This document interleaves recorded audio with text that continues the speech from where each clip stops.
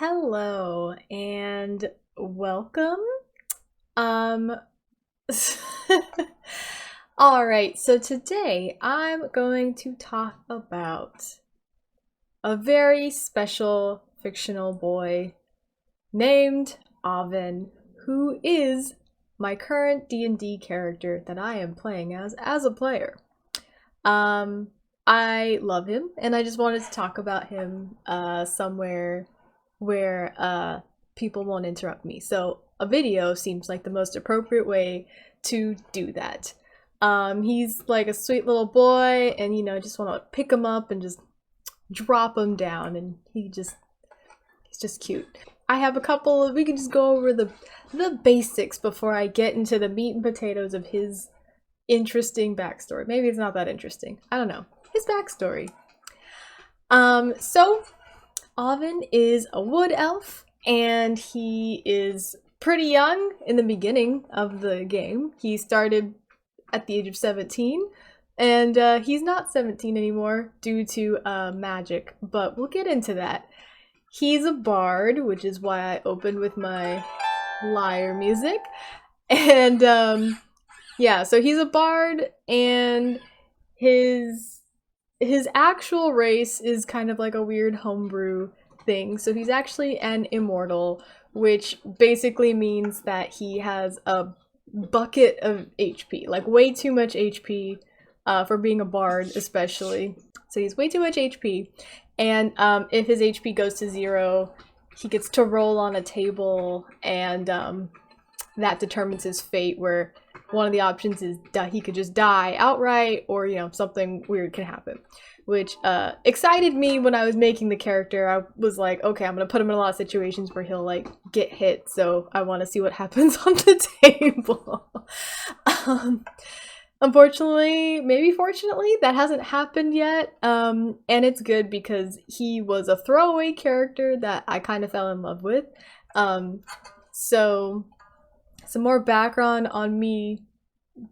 My thoughts making this character before we talk about who he actually is was that I thought it would be funny if he was a bard, which in not in D&D specifically, but bard characters are kind of known to be like very sociable, like a lot of their stuff is based on charisma. And so, even if they're not like super flirty, which is like, the stereotypic bard is like super flirty and all about seduction and things like that.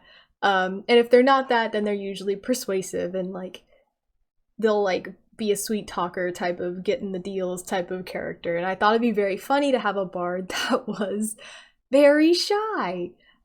So he does have, he could do really great persuasion rolls. Has he ever had the confidence to go up to someone to persuade them? No, he never has. So I still think it's a funny concept. So he's a very shy bard, and to like add to that, I made him really young, which really young to me was 17, because I didn't want him to be like an actual baby.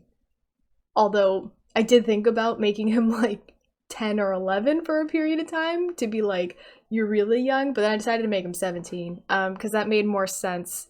And like 17's like young enough to be pretty awkward socially and to still feel like okay, it's like, not that there aren't socially awkward adults, but it just fit into my, like, I wanted him to be like the baby of the group as much as possible. And so Laa'vine was born. So I have I've broken his backstory down into a couple of chapters, and so we're gonna go through them episodically, starting from his parents' meeting down to like where he is now, because he has a little romantic subplot going on. And I find that very cute, and I really need to talk about it because I cannot keep drawing fan art about it. I keep drawing fan art, and yeah, it's cute, but like I need to talk about it too, because I'm like 10 seconds away from just writing full-on fan fiction, And that feels really dorky to write fan fiction about characters that you made up. That's just regular fiction. It's just literally writing your own story. When you make up all the characters and then you write a story about them, that's just regular fiction. I guess I didn't make up his girlfriend, his maybe girlfriend, because the DM did, but, I mean, I made up Laa'vine, so it still feels like fanfiction-y. Anyway, we're gonna begin with the story of my sweet, sweet boy, Laa'vine. So, the beginning of our story starts with not Laa'vine, but his mom, Laa'vine. And Laa'vine is an elf, a wood elf, as you would expect, who felt the call of adventure from a very young age. So she's from a small village, a small elf village, that's nearby a larger town. And the elves near the town are more like hunting based, and the town is more agriculture based. And so when the winter comes, the elves tend to hunt to provide for the town. And so that is like the environment that she grew up in. She very quickly got the call of adventure and decided to leave the small town and become an adventurer. She didn't become an adventurer of great renown, but she did do it for like a couple hundred years. Because again, they're elves, so they live for a very long time. So she left at a young age, did this for a couple hundred years, and she didn't intend on stopping. But what happened is that she came back to her small town just to visit family and things like that. And she, ran into someone she had known before. And, he was a nice guy. There's chatting. She would come back to help hunt in the winter to provide for the town.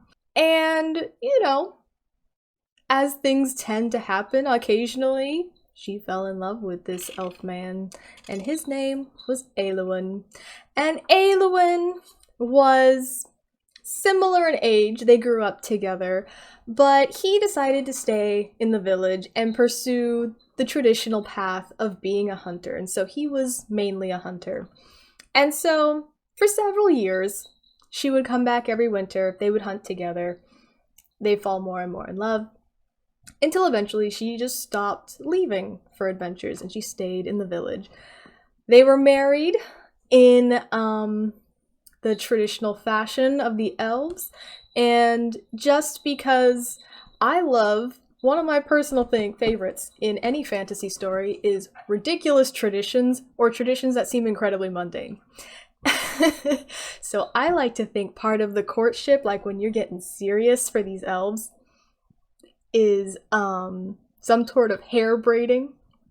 I like to think that there's like a special type of braid that you put in each other's hair to like show that you're taken. Kind of like I wear a clada, and I know it's hard, you can't really see it there, but like if you wear a clada like facing the way mine's faced, it means like you're taken, and if you wear it the other way, it means you're single. Similar to that kind of concept, I figured if there's like, oh, she's got that kind of braid, like honey's taken. So just a side note, because I'm gonna bring it up later. So they get married. And this is a relatively young couple. I mean, in terms of elves, they are 300-400 years old, so like not crazy. Assuming elves live to be about 1,000, like that's pretty good. Actually, I mean, in my DM's homebrew, elves can be several thousand years old, so that's even younger. But like, they're cute, they're in love, it's all good. My cat's getting into something, so I'm gonna go mess with that really quick. So this young couple gets married, and they've got their cute braids, and they're cute. So something I'm gonna mention now, before I mention it later, is that Laa'vine, the mom, is abrasive. She's kind of got the attitude, she's like a very in charge type of woman, and Laa'vine is more of a passive type of guy. He's not like I wouldn't say he's like submissive or he's like, you know, weak, but he's just like, he's more willing to just let her have her way. He's gonna defer to her on decisions and things like that. He just doesn't care that, but like he cares, but he's like, whatever. Like it's not gonna like, he's the type of guy where you're like, oh my god, where should we go? Because I really want to go get boba. And he's like, yeah, we can get boba. Like he's not gonna fight you on it, even if he doesn't care. Like, and so that's the dynamic that they have, and that started in their courtship, and it kind of persists on through the rest of their relationship. And so our lovely young couple, as my cats keep fighting, our newlywed couple then bear their first and only child. He's a healthy young boy, and they name him Laa'vine, which is that's my boy. Also, I don't know if you could tell, side note, Laa'vine is my self-insert character. So Laa'vine is my baby boy in my brain. No, but for real, she's my self-insert character, which is why I gave her an L name, because she's me. Which is a weird thing to be. But anyway, I know your playable character should be your self-insert, but I want to be my playable's mom. He's a sweet boy. I want to think I raise a sweet boy in the future. Anyway. That takes care of Laa'vine's parents and what they did, how they met, and where they came from. Alright, so that brings us to the second chapter, which is Laa'vine's childhood and upbringing. So, with this being their first child, Laa'vine and Laa'vine both like dote on their baby. They love him so much, and they I mean, being swept up in parenthood and I don't know, having a kid, they kind of get a little clingy. They shelter him a little bit too much, you know? But they just love him so much. They love him so much, and they just want to like take care of him. And so he becomes really sheltered from an early age. His mom, who's kind of like, you know, large and in charge as she is, whenever he's in a situation where, you know, someone asks him a question, she'll just answer for him. And so she kind of starts talking for him, which causes him to be like, he gets sheltered in that way too. So he kind of stops, not that he stops, but he learns very quickly that he doesn't have to talk for himself, and that, you know, his mom will take care of it. And so that's his early life. His parents both love him, super great, but they don't agree with what his future should be. As you know, as parents do, they worry about the future of their son, and living in their small town, there's only so many options available to them. And so his mom wants her son to be an adventurer like she was, and she thinks that she can mold him and push him to be a better adventurer than she was, so he can get some renown and some success in this like relatively lucrative field, if not dangerous, you know. His father wants him to follow in the elven tradition and be a hunter, and like, you know, take this leadership role in their community, and like take on this, like, you know, providing for the nearby town and doing all these traditional roles. And so that's something that they argue about for most of his early life, though they don't fight about it like too much. Like, he's not watching them fight all the time. It's something that they kind of behind closed doors would argue about whether he's going to be an adventurer or a hunter when he grows up. Basically, is he going to stay home for the rest of his life, or is he going to travel? Is kind of the bigger question, rather than what does he do, is where is he going to go. And so, but whether they agree or disagree, both of them are archers. They are both hunters. Even though she was an adventurer, she was still archery based on her adventures, and he's always been archery based as a hunter. And so they both agree that Laa'vine needs to be an archer at a minimum, no matter what he does. And so ever since he can make a fist, they get a little tiny bow in his hand, and they start teaching that boy to be an archer. And so archery is what he grows up with, and they take him out hunting very frequently. and things like that. So he gains the archery skill pretty quickly in his life, and he gets good at it because that's pretty much all he does, and his parents are pushing him to do it all the time. The other way that his mother decided to kind of push him into that adventurer life is to take on a majority of his education. And so she teaches him things like Elven or Elvish and Common, like languages, as well as she, teaches him about hunting and archery and other things that pertain to adventuring and things and travel and things like that. So he's even further isolated from like the typical education that would probably be shared by the community, because I like to think that this small village like might not have like a proper schoolhouse, but they would have like, all the children could come together and they'd teach them lessons and things like that. So he's not going to those. He's being isolated by his mom to like focus train him. It's like when kids become Olympians and their parents are like, they're gonna be an Olympian. Like that's kind of the type of energy I'm trying to get from mom, is that she's kind of pushing him to be, so she could almost live vicariously through him. It's not like super clear that that's what she wants, but it seems like, if you were looking from the outside, you'd be like, that's what I imagine her being. And this is my self-insert, so what does that say about me? To be fair, that's a fear I have. If I ever have kids, like human children, I'm afraid that I'm gonna like push them into science particularly, because that's what I am and that's what I want to do. And I'm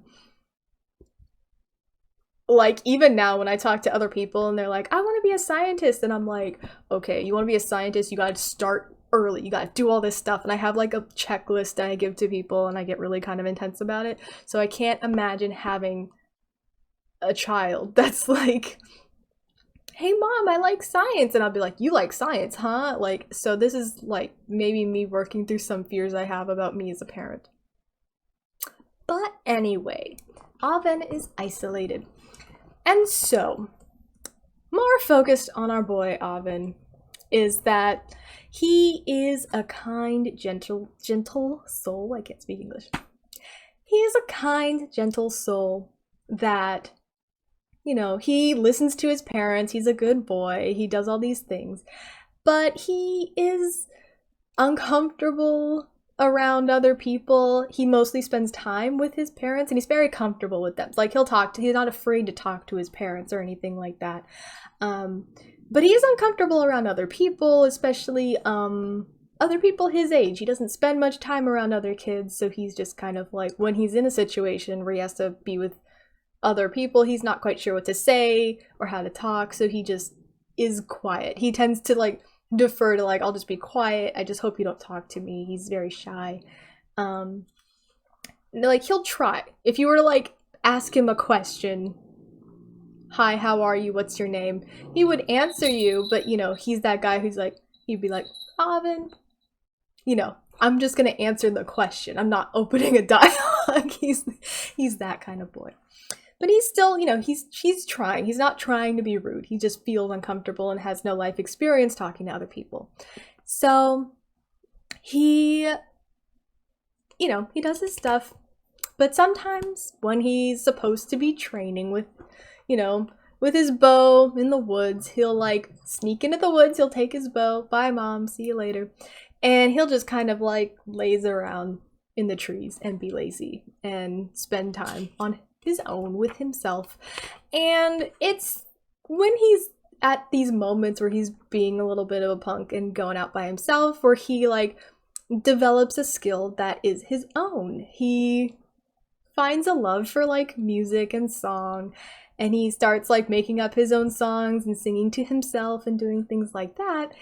And so he develops this skill by himself, and this is his like first true time to like discover yourself, kind of. And so he like has this connection to music. One time while he's like singing his little songs and going in the woods, his mom overhears him while she's going to check up on him, and she is thrilled. She loves the idea that he's super into music and he's, his archery is where the level she expects it to be. And so she right then and there is like, you're going to be a bard and you're going to go to bard college and this is like what you're going to do.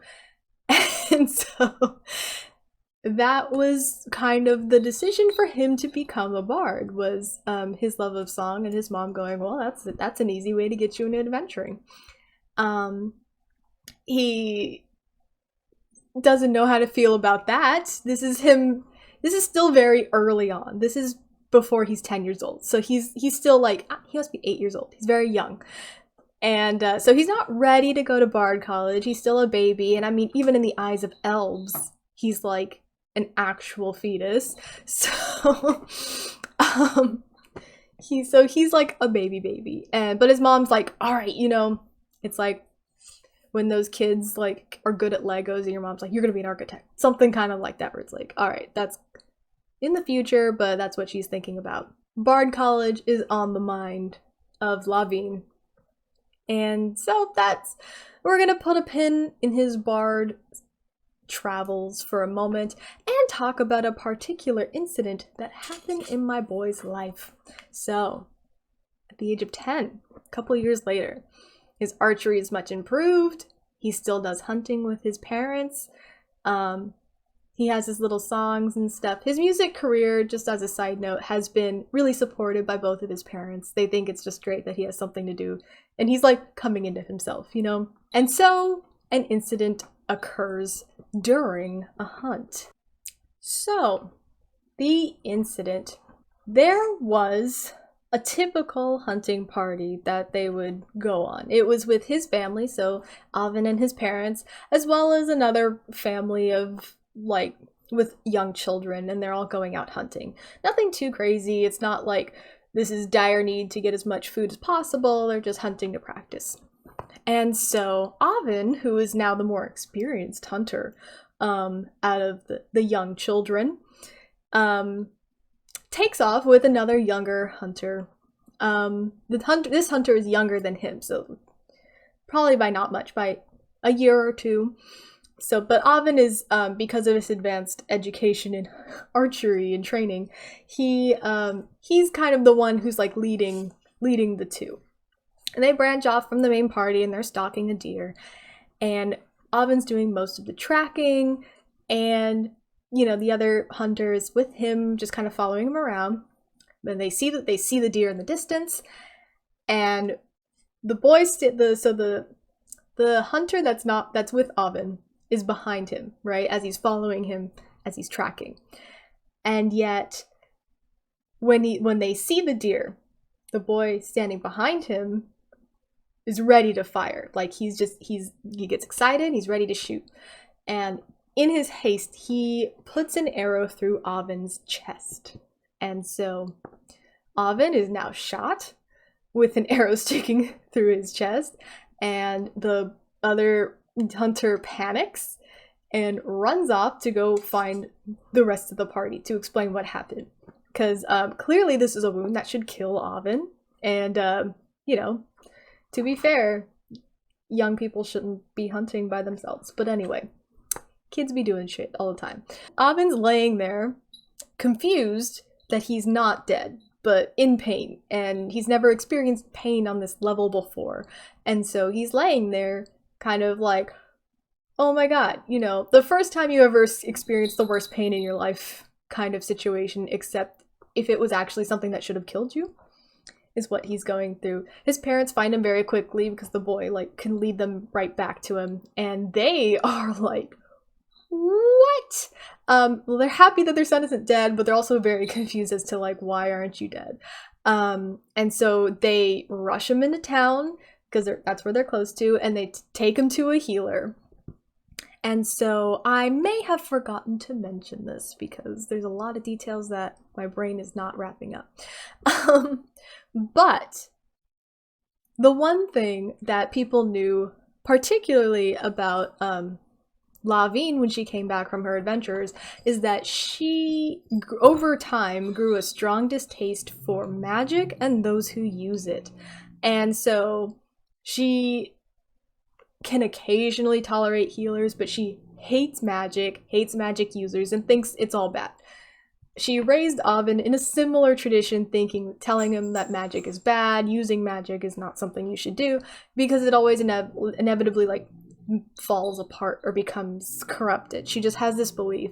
No one's quite sure where this belief comes from, but there are whispers around town that say that she was a part of a party or some sort of cohort that had some caster that did some sort of ultimate betrayal, which is why she now has a distaste for magic in general. So, she is so scared in this moment for her son's life that she does take him to a magical healer. Which is also Oven's first time ever seeing magic up close. So, weird day. Weird day for my boy. He's shot through the heart, and then he sees magic for the first time. So, a little weird. She goes to the healer. The healer fixes him up. You know, he's fine. It's weird that he's fine, but he is. And so, behind closed doors, you know, the healer fixes him up, and then has to have some words with Mom and Dad. And so Oven can kind of overhear what they're saying. He's a little woozy, a little like confused about what's happening, but he can still hear what they're saying. And basically what the healer tells them is that Oven may be an immortal, and he may, you know, he's got some interesting circumstances under his birth that's, you know, could be many things that cause this, but what's really important is that he is pretty, like, durable. I'll say it that way. And that this is something that, you know, he should probably he'll probably have to deal with for the rest of his life. Not, like, the worst thing, he can die at some point, but it would be very difficult to kill him. It's not like he's gonna die very quickly, or, you know, through small things. It would take a great effort to kill him, I should say. That's a better way of saying it.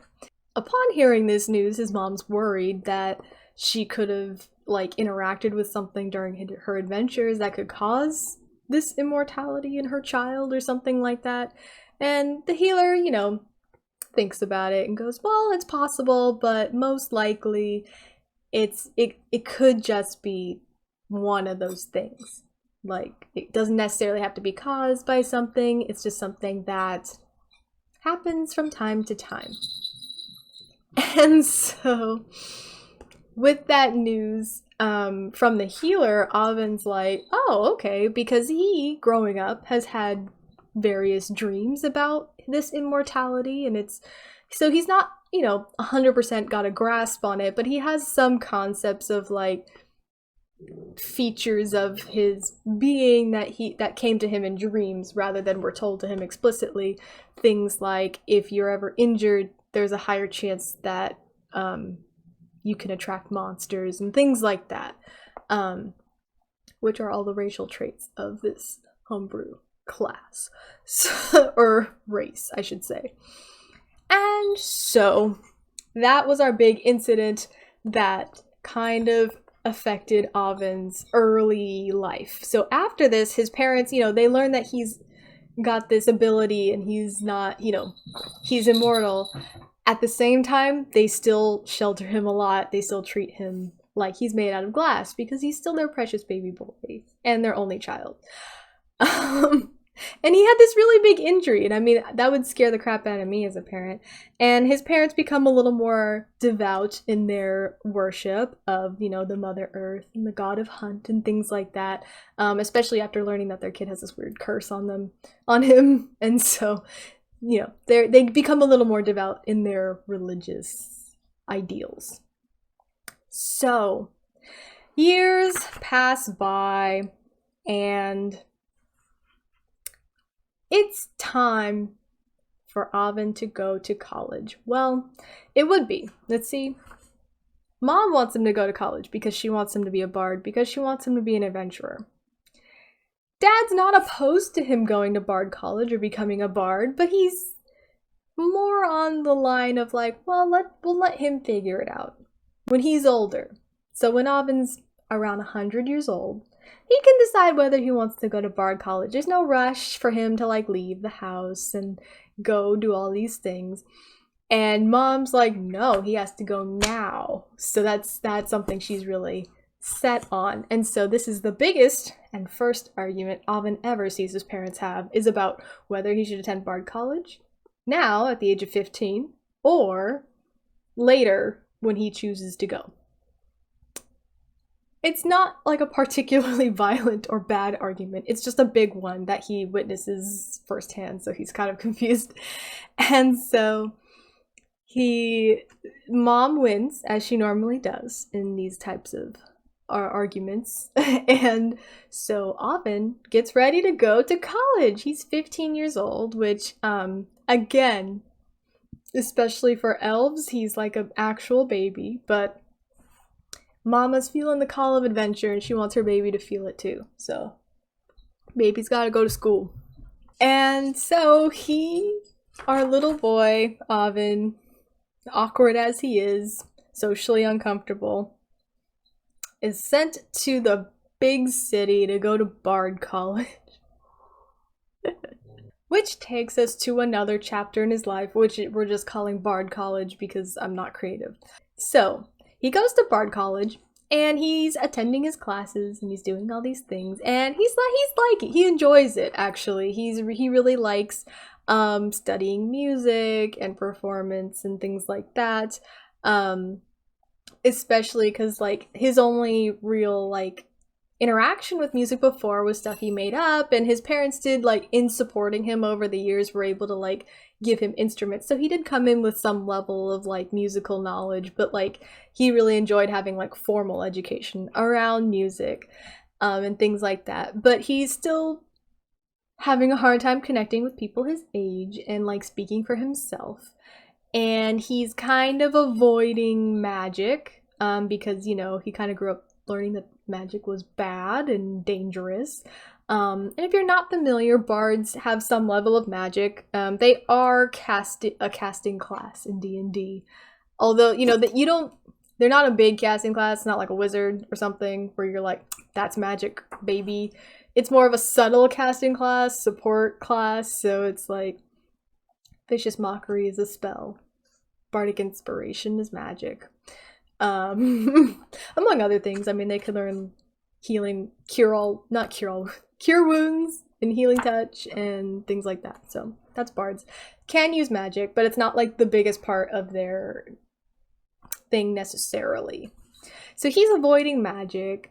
And so one of his professors in the college kind of like realizes he's got like a lot of potential and he's a great student, but she notices like, oh, he's having a hard time fitting in with other people, and that, you know, he can that he's avoiding magic. And so she has a sit down with him, you know, an office hour type of powwow. Such a dorky phrase. I don't know why I said it that way. Anyway, an office hour powwow. And so, you know, he kind of opens up a little bit because he's feeling comfortable. Or this is one of his like favorite professors, and so he's feeling more comfortable around her. And he kind of opens up about his mom, you know, kind of hating magic for some reason that he doesn't understand. And she's kind of like, okay, well, I get it, but and she kind of like lets him understand that, you know, not all magic is bad. Like, magic isn't really bad or good. It's just like a thing. And, you know, you can use it for what you want, and, you know, you don't have to use it if you don't want it. You know, moderation and the person using it type of argument is kind of what she gave to him. So he's like, okay. And he starts to open up, and he, you know, he grows into himself a little bit more. He's still very shy and awkward, but he does have a lot of like development throughout his college years, so he gets more comfortable so he can play instruments live in front of people and not be like super embarrassed. He can like do that. He does not sing in front of people. He does not really do big performances. He's not gonna do stage performances, like theater performances, I should say.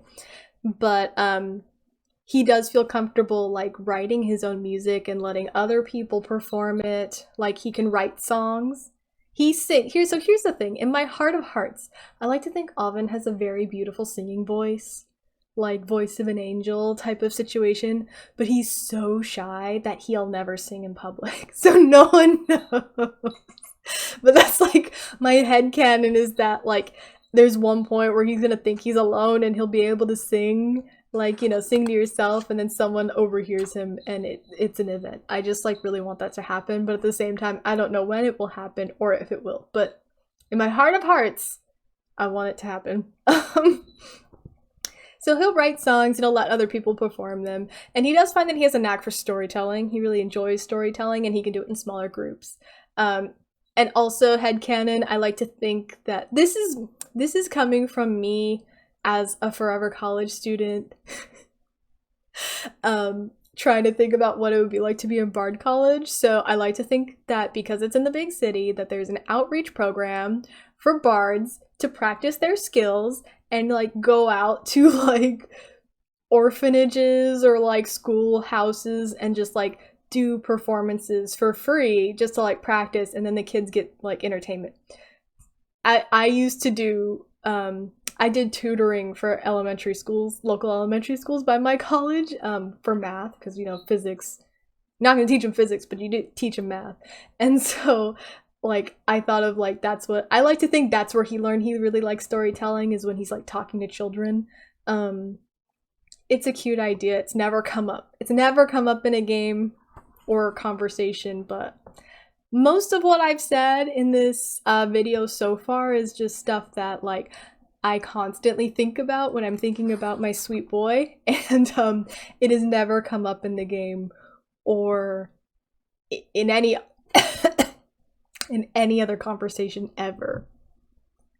As most backstories are wont to do, especially when your character is very shy and doesn't like talking to people. He's like even less inclined to share this information, even with his friends. Although it's starting to come up. Ooh, I'm afraid, in a great way, in a happy way, that he might be sharing some sweet backstory info in the main story soon. But anyway, we're at Bard College. He's about to graduate college. Things are going great. He's gotten better at his performing. He's like, you know, got all these skills. The professor that he likes to spend time with has written him a letter of recommendation, which I'll read what the letter says in a second, but he has a letter of recommendation because the teacher's aware that Laa'vine's very awkward and very shy, but he's, you know, eventually, if he goes to Bard College, probably going to be an adventurer. So it's a letter that he can carry with him, that he can hand to people, you know, as needed, that explains that he is a good bard, so he doesn't have to say that himself. And it's very sweet. But alongside the good aspects, he also gets over his fear of magic and, you know, becomes like a proper caster. And he also kind of like stops being as religious. He kind of stops praying as much as his parents prayed and things like that. So he still like worships his gods, but it's not like, you know, it's just a lot more lax. He kind of like chilled out when, you know, when you're not at home. Then you're like, whatever. So that happened too.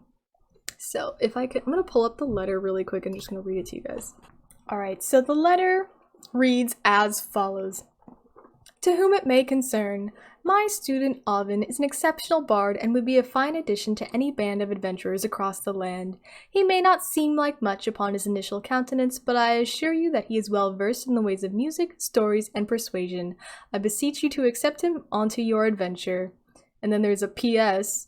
that says, the lad is a touch shy, so show him some kindness and I'm sure you'll get along fine. So that's the letter he has from his teacher that he just carries in his bag at all times in case he needs it. And, you know, that's come up before.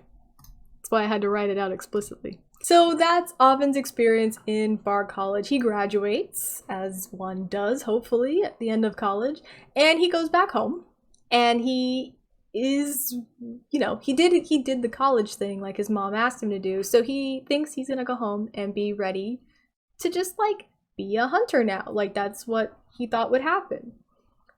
Which takes us to the next chapter in his life, which we're just gonna call being an adventurer, because guess what? He doesn't get to be a hunter. He gets to go be an adventurer. So, my boy goes home from college. He's like, hey mom, you know, hey dad, what's up guys? I'm a bard now. And they're like, yay, we love it, good job. But he's only home for a very short period of time because his parents are in agreement now that he has to go join an adventurers guild in the city and be an adventurer. You know, he did all his bard colleging, so you better go use it, kind of like use your degree, baby boy, you got this. So he's home for a little bit of time, and he's gifted with traveling clothes made from his village, made in the village, and his father made him a bow, and his mom gives him her old adventure pack, and he's back to the city to go become an adventurer. And so now he's living his adventuring life. He joins the guild. That's pretty okay. He does a couple things, and then he gets set up with his like current adventure group. So the adventure groups in our game have like names, like you give yourself like a squad title. And so now he's part of the House of Stars with we had a couple characters move around, but we have like an orc paladin, and we have an elf druid, wood elf druid, and we have what was once a high elf and has since become a many things. He was a vampire, he was a lich, it's all over the place. What was once, I'll say at the beginning, he was a high elf sorcerer, and third, another one that I don't want to talk about because this guy sucks. He's not in the game anymore, so it doesn't matter. Anyway, so he, you know, upon meeting his group, doesn't say anything, and he hands them his little letter, and they read it out loud, and they're like, okay, that's kind of weird. And he begins his adventuring with this group of zany individuals, as any good D&D party is. And this is where the game actually starts. So everything I've said up until this point is just me zoning out maybe a little too much during games and thinking about this. So now on to the adventure. So how does Laa'vine get along with his fellow adventurers? He does it pretty well. You know, it took him a while to kind of like build up that trust and everything. But you know, after a little while, he loves his friends. He's like feeling good. These are like his first friends in like his life, kind of. Because he was isolated as a kid, and his parents were so like trying to be helpful but ended up being controlling. So this is his first time like actually being able to make friends, and he's like really into it. He's really into the idea of having friends, and he trusts them, and it's like, you know, you think of, this is why I want him to be young, because he has this childlike wonder of like, I've never been hurt by people before. He has that type of like naivete, which I find super adorable and cute. And if you can't tell, I made him as cute as hell because I love him. So straightforward. There's the sorcerer, his name's Aelred, and he's kind of like the mouthpiece of the group. The group doesn't necessarily have a leader, but if they did, it would almost be Aelred, because he just is the person who like does a lot of the talking transactions, especially since Laa'vine's like way too shy to do any of it. And you know, there's been times where they're like, it's been like very dungeon crawly, so they're in a lot of dungeons, they're doing a lot of things, and like Laa'vine will get scared and he'll hold Aelred's hand and things like that. And so Laa'vine is the youngest of the group.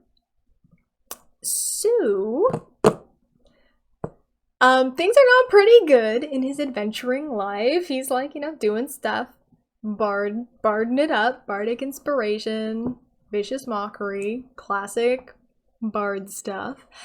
And yeah, but he also has, this is more game related than story related, but he also has Eldritch Blast and Spell Sniper. So when he's not like using his bow, so more in combat, he doesn't use his bow as much. He does have a bow, but like he's been using magic more. He's been using his Eldritch Blast, and which is just kind of a gotcha spell. If you're not familiar with D&D too much, this is for my mom watching. If you watching, mom, this is for you. I'm explaining. But like Eldritch Blast it's just like, it's usually a warlock spell, but it's literally just like you send a bolt of magic and it hits. And like as you level it up, you can use it like 4 to 5 times. You can use it like an absurd amount of times, kind of, at a certain point if you do a certain thing. And so like, it's kind of a good spell to use if you want to use spells to do damage. And so he's, you know, he's over his magic fear and he's using Eldritch Blast. But what happens from time to time, as one does, is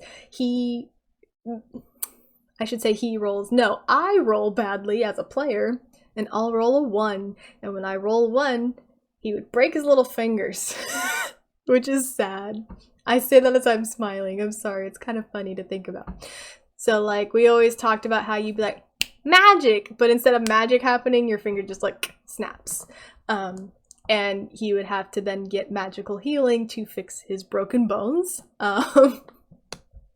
And so that was a risk that we had, that was happening. Every time he did magic, he could break his fingers. And sometimes he'd break several fingers in a combat session because, you know, I kept rolling 1s. I have a knack for rolling 1s for some reason, so that was a pretty funny thing to happen on the DM's I don't know, on the DM's mind, I guess, to just be like, you break your fingers. So he broke his fingers a lot. And then what happened one fateful day? When did it happen? Well, we were doing dungeon, and then a dragon, no, I'm just kidding, a dragon didn't come. That was not part of the story. Well, there was a dragon, but, you know, it wasn't related to this. And what happened? So, there's a place called the Underdark, and if you're not familiar with the Underdark, it's like, it's hard to explain. It's like hell, maybe? It's not like hell, it's hellish, I should say. It's like a dark cavern full of like every monster you could think of. There are like special monsters that live here, and it's just kind of like a twisty, turny, hard to see, hard to survive type of place. And of course, after our first dungeon, we got trapped in the Underdark for a long time. It took us months of in-game play to get out, so I don't know how long we were in-game, or it took us months of out-of-game, like real life. We played many sessions that took over the course of months to get out of the Underdark. So in-game, I think we also were there for like months in the game because there were a couple of time skips that we had to have. So, in the Underdark, we were fighting monsters and doing stuff. Blasted my magic and, roll a 1 again. So, I'm like, alright, my finger's gonna break. And then all of a sudden, Monsieur DM's like, roll a D100 for me. And I'm like, okay. So now, when I fumble on an Eldritch Blast or any other magic ability, I get a surge of wild magic.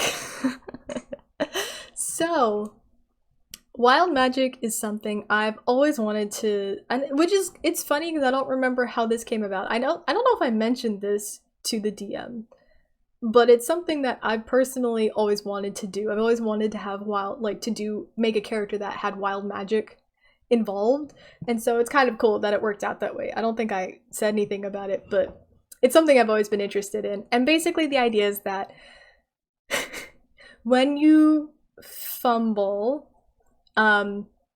you roll on a table. So you roll a D100, and based on what your number is, something really good can happen or something really bad can happen. But it's up to, it's wild magic, so it could be like whatever. And it's always something, it's really zany and weird, and it's really fun, I think, as a mechanic. And so, like, the first time wild magic happened, it was really weird and funny. So, like, he turned blue, that he couldn't change because I didn't know Greater Restoration, so I was blue for a while.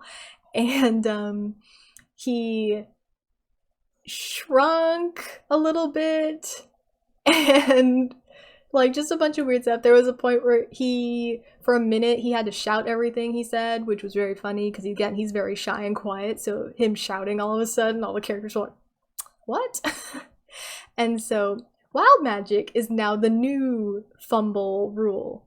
If you mess it up, wild magic can happen. And again, wild magic's all over the place in terms of like, sometimes it's like cast fireball centered on yourself. So you can like wipe out your party by accident because you cast fireball on everyone. And because Laa'vine has like 1,000,000 HP, he'll never die. So wild magic. So yeah, it's kind of a mixed bag with like where it goes and how it affects things and people. So yeah, the thing about wild magic that ever so cleverly lends itself well into my backstory is that it shows that A, magic is uncontrollable, and B, can be bad. Just like Laa'vine would have told Laa'vine all throughout his childhood. So yeah, it kind of, you know, he, at this point, it doesn't affect him as much. He's not afraid of the magic. Nothing bad has happened yet, but he is kind of like, he does have this idea that it could be bad. It could very easily go bad if he's not careful with it. But yeah, so that's one of the fun things that we got from the Underdark. And by we, I mean Laa'vine and I. But another exciting thing happened while we were down in that dark hole forever. And how do I even say this? This is like a whole other chapter itself. This is the beginning of a new thing in Laa'vine's life. And it all starts when he finds a sword. And we're gonna call this next chapter, we're just gonna call it Toren, because that's her name. So, upon the regular style of fighting monsters in the Underdark, just, you know, skeletons and things like that, buffer skeletons, typical Underdark creatures. Laa'vine, or you know, at the end of the fight, one of the skeletons had a sword. And the sword, like, transformed into a woman. And so, it turns out that she's like a sword lady. I still don't have a great term for describing why she's a sword and a woman, and I have a few key questions about Toren as a person. They fight all these monsters, and there's a sword, and the sword becomes a woman, and the woman kind of looks around at the party. She's like, you know, she's dressed in armor, she looks really tough, she's really cool. Honestly, she was super cool when she was introed. I was like, I want to become her, you know, like that kind of cool. And so she looks at everyone, she looks at like all the players, and she's kind of like, like some of the regular talking types wanted to, like, were trying to ask her questions, like, you know, who are you and what's going on. And Laa'vine, as I tend to describe him in most situations like this, when someone new kind of shows up, especially if it's like maybe a monster, I tend to have him hide behind any like of the other party members that are nearby, just to kind of avoid a lot of the situation. So he was going to do that. He was trying to take a step back to like, okay, I don't know who this lady is, he's gonna hide. And she kind of like caught on to it, and so she gets all up in his business, and she's like trying to make eye contact with him, and he's kind of doing all these like trying really hard to not make eye contact. And so yeah, so she's like holding his face. I have artwork for this, because she's holding his face, and she's like, yo, what's your name? And he's like, Laa'vine. And then she's like, and she like sees something in him, and she, like, a sigil is kind of like magically burned into his hand. I forgot what the symbol means off the top of my head, but it's like a wood elf symbol, so it's like related to his culture. And she kind of like, so he's like, oh my god, what happened? And she's like bound to him now. So now this sword woman, who is a holy sword, is bound to my sweet boy who does not know how to use swords. He's not trained in sword weaponry, never held a sword in his life, and now he has this very powerful sword and powerful woman that like serves him, and so he's like, and I was also like, I didn't know how to take this as a player. I was like, how am I gonna spin this with my sweet boy? So he's still a sweet boy. I don't want him to grow up and be the protagonist yet. I want him to be sweet. So Toren, just off topic again. I have a couple questions about her. Like, as far as now, I know that she's like been trapped in the Underdark for a long time, and she's got her own very fun social awkwardness and kind of like trauma related to, I guess, being a sword and being owned by powerful warriors. My biggest question that I might even just be like, DM, I have to know, is was she a person? Was she a person who was turned into a sword? Was she a sword that was given life? Or like, how is she both? And like, which one is she? Or is she like a mix? Is it like a race of people that's like holy weaponry? You know, it's kind of a weird question that I have that's like, it doesn't really relate to anything, but I don't get it, and I'm like, how? But anyway, so Toren's great. And so for the next while in the Underdark, Toren is like Laa'vine's shadow. She's like a tough, badass lady shadow. She's like taking hits for him. Like, if like there were a couple times they got like, you know, surprise attacked, and she'd like teleport him out of the way and stuff, and she's like giving him loot and things. So she's like, I don't know, like everybody's favorite type of cheat code kind of. So she's doing all this stuff. And Laa'vine's just like,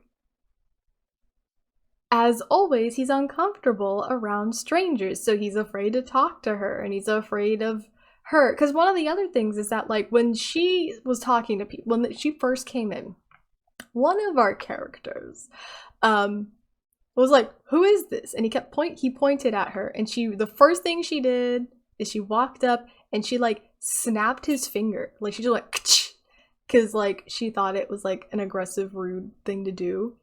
And so like the first thing he ever sees this lady do is snap someone's finger because she thought it was like mildly aggressive towards her. So Laa'vine's like not quite sure what to think right here with this this lady who is now bound to him too. So it's not like she's just in the party for a moment, like, okay, I'll see you later, I can kind of hide in the corner. It's like, no, you're like magically bound, and she's gonna be around forever, question mark, because like, you know, he doesn't know nothing about sigil magic and binding stuff. He's just like a little bard.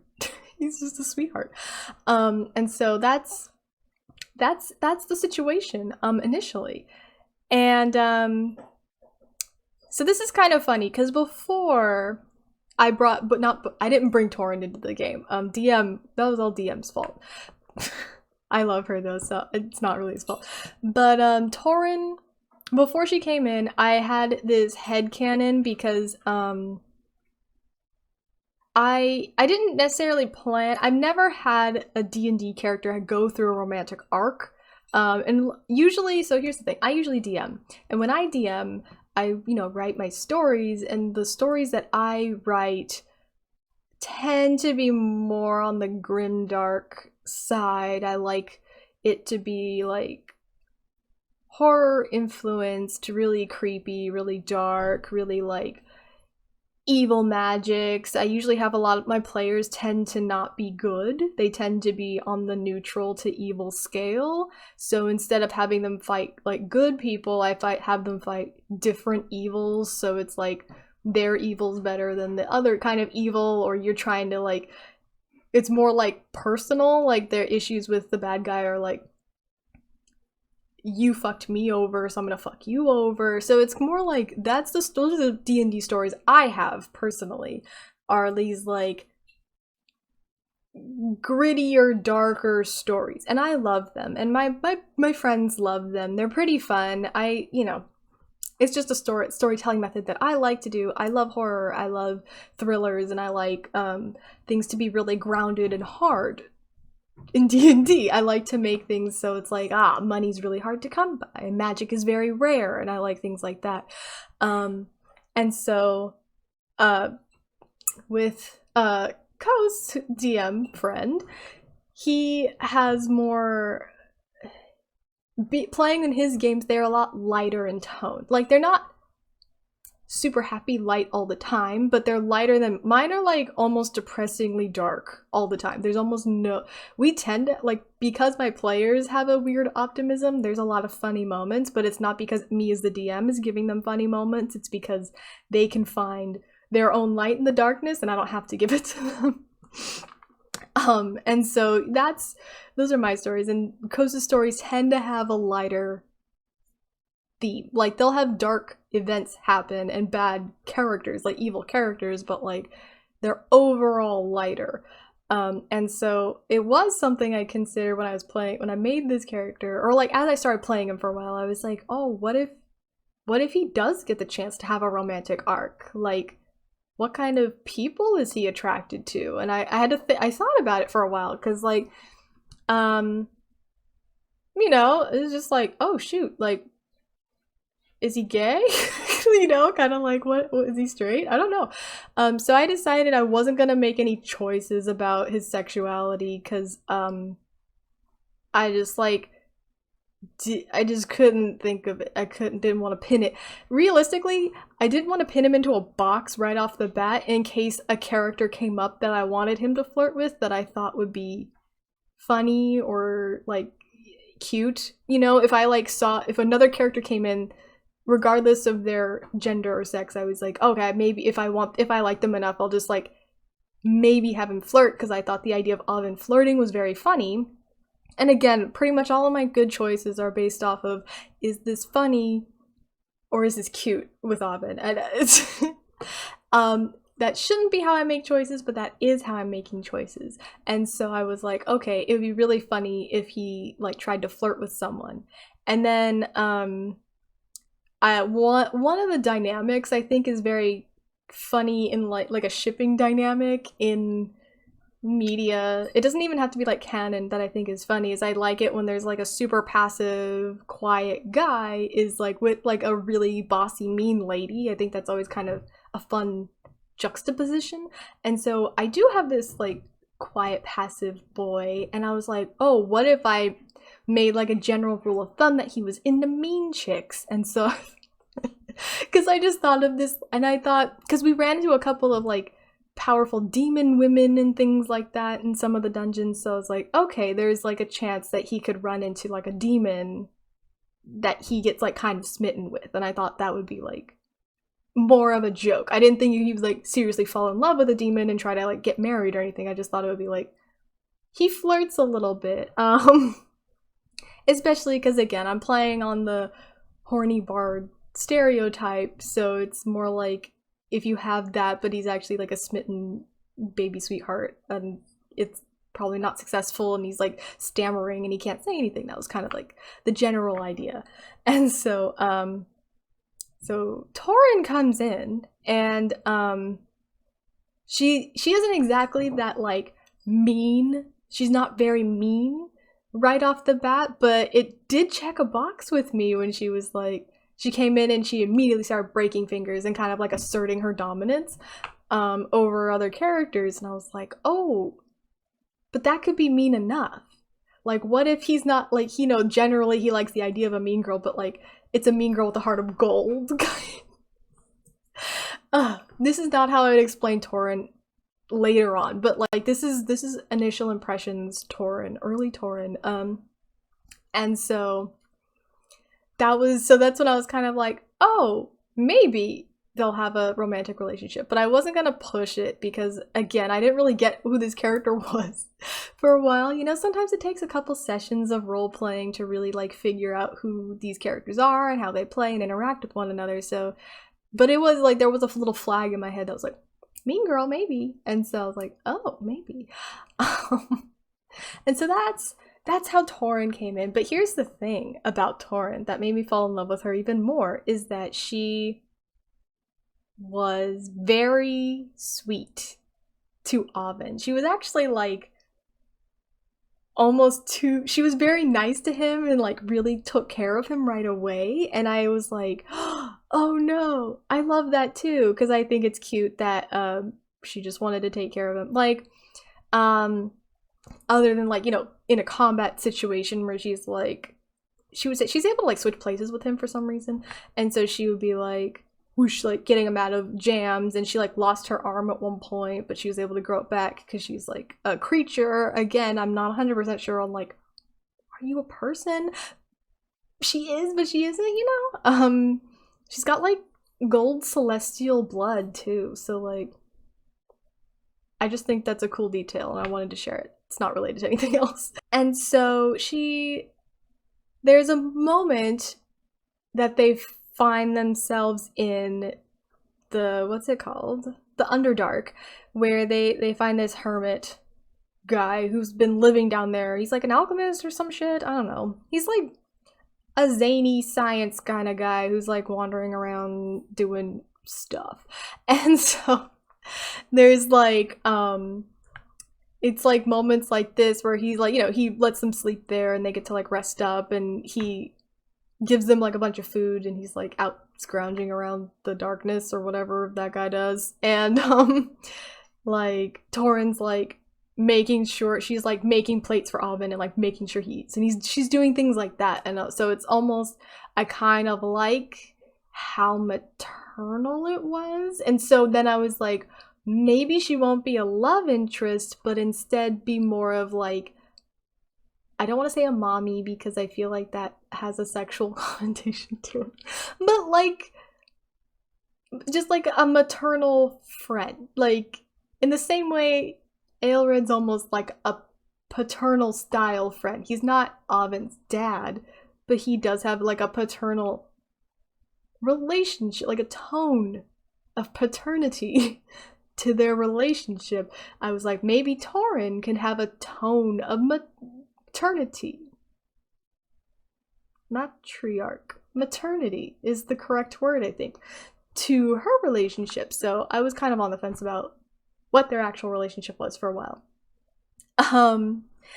But I'm just, so we're in it now. We're talking about Toren. This is the lady who is now Laa'vine's like almost girlfriend character. So clearly I made a decision and DM made a decision, and we kind of landed on this, them being a relationship, but it's very cute, and I'm gonna talk you through it because it's I just love it so much, and I really just want to talk about it. So all right, there's a period of time where Toren gets she used her abilities. So she's a holy sword, so she can be used as a sword. And so when she's a person, she can summon a sword, like an ethereal sword that is like herself, like her within her own power.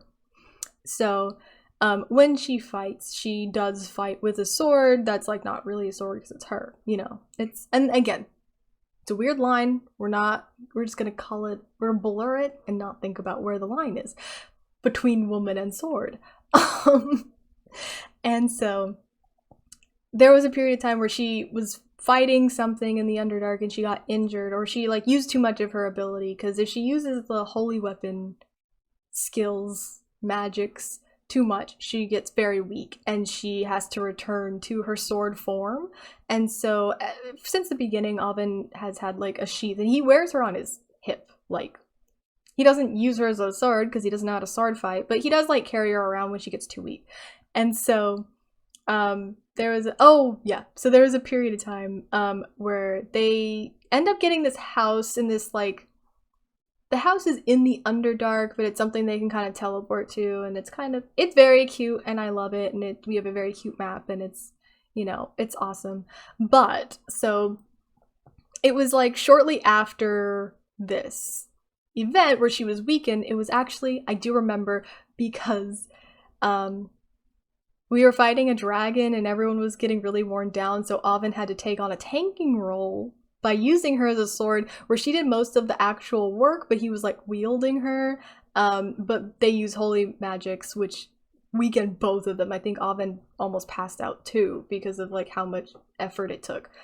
Or I got like points of exhaustion. It was like very intense for both, but she was in a weakened state. I have artwork for this somewhere. There's a lot of art. A lot of this stuff I've actually like depicted in artwork, so this is going to be a very fun video. Although at this point in the video you probably have seen a lot of the artwork, so I don't know why I'm explaining that to you, because you will have seen it at this point. They go back to the house, and she has been in sword form for a couple of days because, I mean, she turned into a sword. She was a person, she turned into a sword, and she stayed like a sword. And so, you know, Laa'vine never really talked to her about the whole transformation business and like how that works, and so he just assumed she needed to be a sword, like she needed more time in sword form. Like, you know, how long does it take to recover? Who knows? And so they have a telepathic link.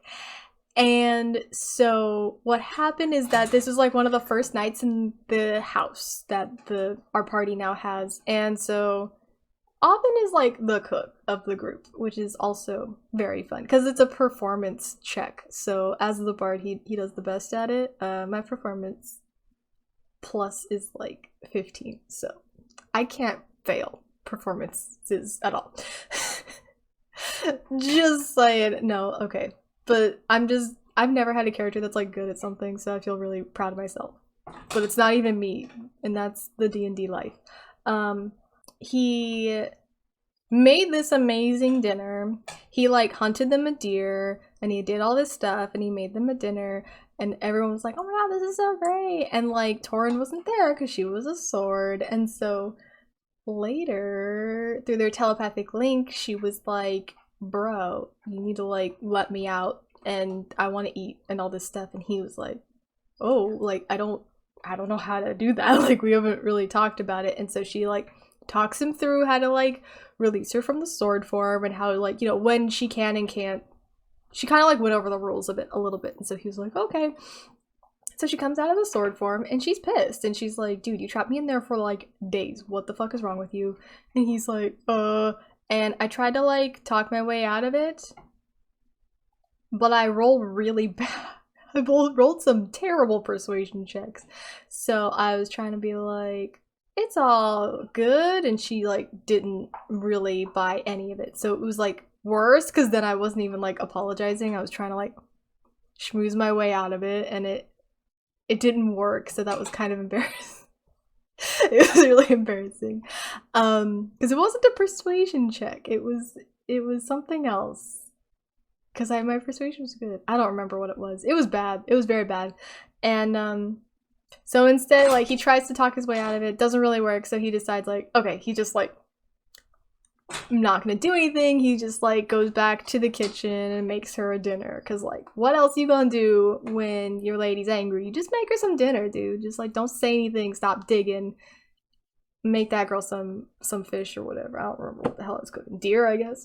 They're eating, or she's eating, because Laa'vine had eaten already. And so he decides to sit down and he apologizes to her, and he's like, okay, I'm sorry, like we should have talked earlier. I should have, you know, he's trying to like man up a little bit. He's trying to like take responsibility for his actions, and he's trying to be like, okay, I should have asked you these questions before. I really should have checked in with you. I should have checked in with you before like doing all this stuff, because when he went hunting earlier that day, he had left her behind because he was like worried that she was so weak because she was in sword form that, you know, maybe you don't want to take her out where she could be hurt, so he left her behind, and she was hurt because she was left behind, and she sees him as weak and needing protection, so she was offended.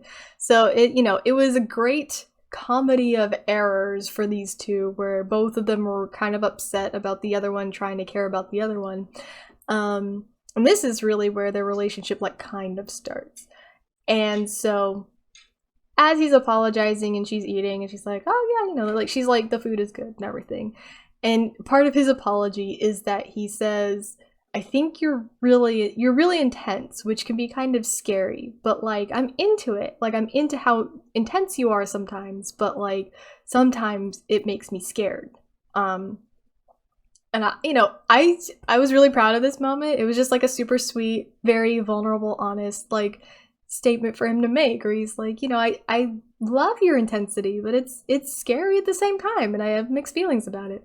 And she was just kind of like, what? And so he says that, and she kind of like shuts down a little, like not like upset shuts down, but she doesn't really know what to say in response to a comment like that. And so he kind of gets uncomfortable too, and he doesn't really know what to do. And so he just leaves, and he's like, okay, and like walks away to go be somewhere else. And so it was also funny because there was another character doing dishes in like the room next to us who overheard the entire conversation. And he was like, did he just leave? And so it was just it's funny that because a lot of these moments that Laa'vine and Toren have are like, you would hope they're private, but because of the situation of them being adventurers and in all these like communal housing areas, they're usually never actually alone. So almost always there's another character that's like watching this happen or overhearing it or is a part of it in some way, and they're kind of like, what's happening? And so I think that makes it even funnier, because it's like you can't even be vulnerable in private, you have to be vulnerable in public, which is I think that's embarrassing for everyone, but especially for my sweet young baby Laa'vine. They get kind of closer after that. Of course, Toren's like attached to the hip to Laa'vine, and he thinks it's just like a sword bonding thing. He's not like thinking it's like for him, you know, it's more like, oh, because like what if I get killed or something. And again, I think it's extra funny because she bonded to him because she thought he was weak, and again, he has he has almost the most HP in the party as of now, like several levels later. He was outpaced by the tank, thank God, recently, but he was like, you know, 300 HP on a little bard is a lot. It's a lot of HP to have in general. Aha! I have a big one. So the first instance was him pretty much just saying, you know, I'm into you. Indirectly, I'm into you, but you know, that's how she took it. And so the next big instance is, again, they're in the Underdark, they're fighting their way through, and this is like waves and waves and waves and waves of bad guys, kind of like skellies and minotaurs and all sorts of guys, right? Just like crazy shit. And so at one point, Toren was like, because she kind of takes a tanking role when she's out and about, like on her own. She takes a tanking role, and if she's not, she's usually just a sword, and Laa'vine can use her. Over the course of time, he has been training with our paladin to learn how to use swords, so I don't know why I winked. It's not really a suggestion, but sword fighting, I don't know. Take that as you will. I don't know what I'm implying, even. Something. I just like winking. So she was taking on a tanking role, and she did this super big dick move because we were fighting something really crazy. I don't remember. It was like a giant turtle that was a volcano. I drew a picture of it somewhere. I like to gesture to somewhere where I'll eventually put artwork. But yeah, we were fighting this big old thing, and she did this like big dick move to kind of like take it down, and that was all good, but she got like super depleted over time. And so like Laa'vine was like, oh, okay, here, because they're kind of becoming more aware of each other. He's like, you should be a sword, like I'll carry you for the rest of the fight because you're weak. And so she's like, okay. And it's kind of funny because he like the DM was like, all right, like, you want to grab her to become a sword, like, where do you grab her? And I was like, oh, he holds her hand, because I thought that was like a normal place to hold someone, but apparently she gets like super flustered when they hold hands. And I thought it was cute. Okay, I have to share all these cute moments, because who else is gonna listen to them? No one. And my cats are tired of hearing this story. So like, they hold hands, becomes a sword, and Ovin's like doing his thing, you know, he's blasting, eldritch blasting all over the place.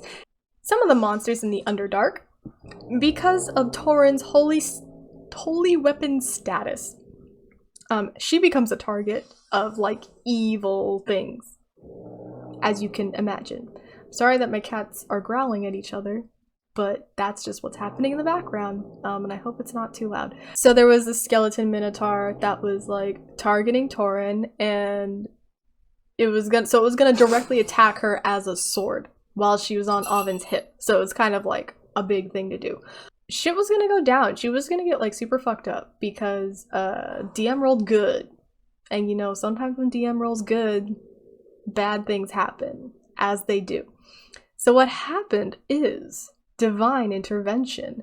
So the god of hunting, just called Hunt, that Ovin worships from his like childhood village and stuff like that, kind of intervenes in this moment, takes some, you know, like, pause, let's intervene. And he is this like, you know, mysterious godlike figure, and he kind of goes like, all right, here's the situation. She's going to be damaged like forever. She's gonna be super fucked up if this attack hits, but I'll give you the option to not have that happen. And he didn't say like how, but so he's just like, you have not been praying enough, and you haven't been very devout in your like religious practices to me, but your village has been, and they're praying. So like his parents are like praying for him still and things like that. So that's why he intervened in the first place, because there are people praying for his like safety, even if he's not praying. And so he was like, all right, well, like, how much does this sword mean to you? And so Oven was like a lot? And then he's like, okay, so like, name my price a lot? Or like, you know, like, what, like, how much is a lot? And so Oven kind of has the moment to like back down if he wanted to, but he didn't want her to see her hurt, and I didn't want her to like die as a character. I was like, she's so cool. And so I was like, he had a moment of bravery. He looks him straight in the face, and he does this whole like, name your price, I'll pay whatever. And so the Hunt was like, LOL, cool, like, you know, as gods do. And so he gives him his cloak, his like godly cloak, and like possesses Oven for a hot second, and then like does this super giant AoE attack and kills literally everything in the room except for his friends, right? And then Oven's just like passed out, like, you know, from this thing, passed out. And so the healer, the druid Vesa, and Toren kind of both, like, Toren kind of reverts back to human form because she's like, what the fuck just happened? She wasn't there for the like god parts, she's just kind of like a thing. And so they're both like, oh my god, is he okay? And so he's like covered in blood and shit, like, so they're like, oh my god. But it turns out he's generally fine, but his arm was taken. The god did take his arm as payment for not being devout. So, you know, if you want gods to help you, you gotta be good at praying, and also like for protecting this sword for him. And so Oven lost his arm, and like, you know, Toren was able to like carry him. There was like this little piece of ward that existed right outside of their housing area that was like protected, but like, you know, you couldn't fight monsters in there. So she like takes him back to that area, and yeah, he was armless for a while, and then he did get an arm back later. It was like a dragon arm, which was kind of awkward, and then later he gets this like magical tattoo to make it look like a regular arm. But big sacrifices for a sword. who maybe doesn't care about you. So he didn't say it to her though. Here's the thing. At this point, Laa'vine likes Toren. Like, he likes her as a friend. He's like, oh, we're like friendly. She's nice to me. I'm nice to her. Like, he gets that he cares for her. But Laa'vine's still very socially awkward, and like socially inept, I would almost say, in like identifying feelings like this. And so he doesn't understand what's happening. Like, he's starting to fall in love, which is very sweet and cute, but he doesn't get it. He doesn't get the whole, like, how do I know if she likes me kind of vibe. And so it's just kind of funny because it's like, you know, he's starting to feel things and he doesn't know what they are, and it's awkward, and he wants to be close to her, and he doesn't know if she like reciprocates. And it's, you know, every person who's ever been like, this is my friend. I don't know. Whether it's like a romantic relationship or not, I think most people go through some experience in their life where they're like, I kind of like this person maybe more than they like me. And you're kind of trying to like guess whether you're like, are we actually best friends, or are you my best friend but I'm not your best friend? And so he's kind of going through that, but again, on a more romantic level. So he's kind of like, I kind of like you, but do you like me? And I think he's mostly kind of tripped up on this whole bonding thing, like with the magical bonding. Like, does she have a choice to not like me? Is it possible that, you know, he doesn't get it, and he doesn't get like how she's, you know, feeling, because he's not going to talk to her about it because he's embarrassed, because he doesn't even know how he's feeling. How is he going to ask how she's feeling? How do you talk about feelings with someone? So all right, so the next big moment in their relationship was the first time that Laa'vine starts to like miss Toren and kind of miss being around her. And this happens when they go to sea. So they're out of the Underdark, they're doing something else, on to the next dungeon. It's across the sea. They have to like take a ship there. And suddenly Toren is like only in sword form and refuses to be a human. And it turns out she's afraid of the ocean. And so Laa'vine's like, oh. And he's kind of like, I didn't realize she was afraid of anything because, you know, she's so strong and cool and everything. So he's kind of like, he wants to coax her out of that, you know, like, oh, like, if the ocean's not bad, I can help you. And she's like, no. And so he kind of misses her because she's not a person for almost the entire time they're at sea, which is week or something, couple weeks. And so he's like, oh, I miss my friend. And he like tries to get her to come out and she won't, and he's kind of like, oh, okay, well, maybe there's something wrong with me, kind of like the vibe where he's like, maybe if I was a better friend, she would come out, or something like that. So he's kind of like in that headspace where you kind of start to doubt yourself, and so that's his moment.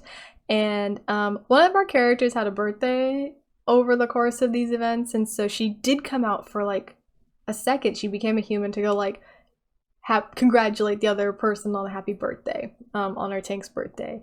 And then she like quickly becomes a sword because she's like, nope, afraid of the ocean. And so I was like, oh, that's weird. And she turns out she's like really cares about birthdays. It's like she's a big birthday person, which was a piece of information that he filed away because that's super cute. I think it's super cute when people are into birthdays, you know? I like to celebrate other people's birthdays a lot too, so maybe I'm projecting myself onto Toren. I don't know. But anyway, so that's like the only time she comes out, and so he's like really missing her, and he's like, I also have this like headcanon story bit written down that he, like, over the course of his like developing feelings, starts to like go back to old songs and poetry that from books that he studied in Bard College, and like look at the ones that he knows are about love, and he starts to kind of look at them and kind of go, that can't, but maybe, but love, like, so he's starting to figure it out. He's starting to figure out that he might like her, is the basic thing. And yeah, over the course of him being on the ship by himself, he's kind of like, do I like her? You know, I'm like, he's not doing this, but it's almost like she likes me not, on the flowers type of like situation. Yeah, so later on, there's a fight. There's a big old fight with a big old sea monster, as happens upon people at the sea. And so our tank was out there because it was like in the water, like the sea monster was in the water, so most of us were on the ship. And so it was like there were a couple of like water genasi like crew members who weren't like part of our party, but they were on the ship. And so the water genasi like were like in the water like the second they saw it going down. And so our tank was also, we had this thing so we can like breathe underwater, so we're, as a party, we're okay even though we're not aquatic based creatures. And so the tank was in the water like fighting against this like terrible monster, and it was like one of these things where it's like the fighting kept going on for so long, so then another party member would jump in, and then another party member would jump in, and so it turns out like after a while, Laa'vine didn't know for a while, and he was just like doing his own thing, and then Toren, through their mental connection, was like, oh my god, the paladin died. Like I can feel his soul leaving his body, kind of like he's dying right now.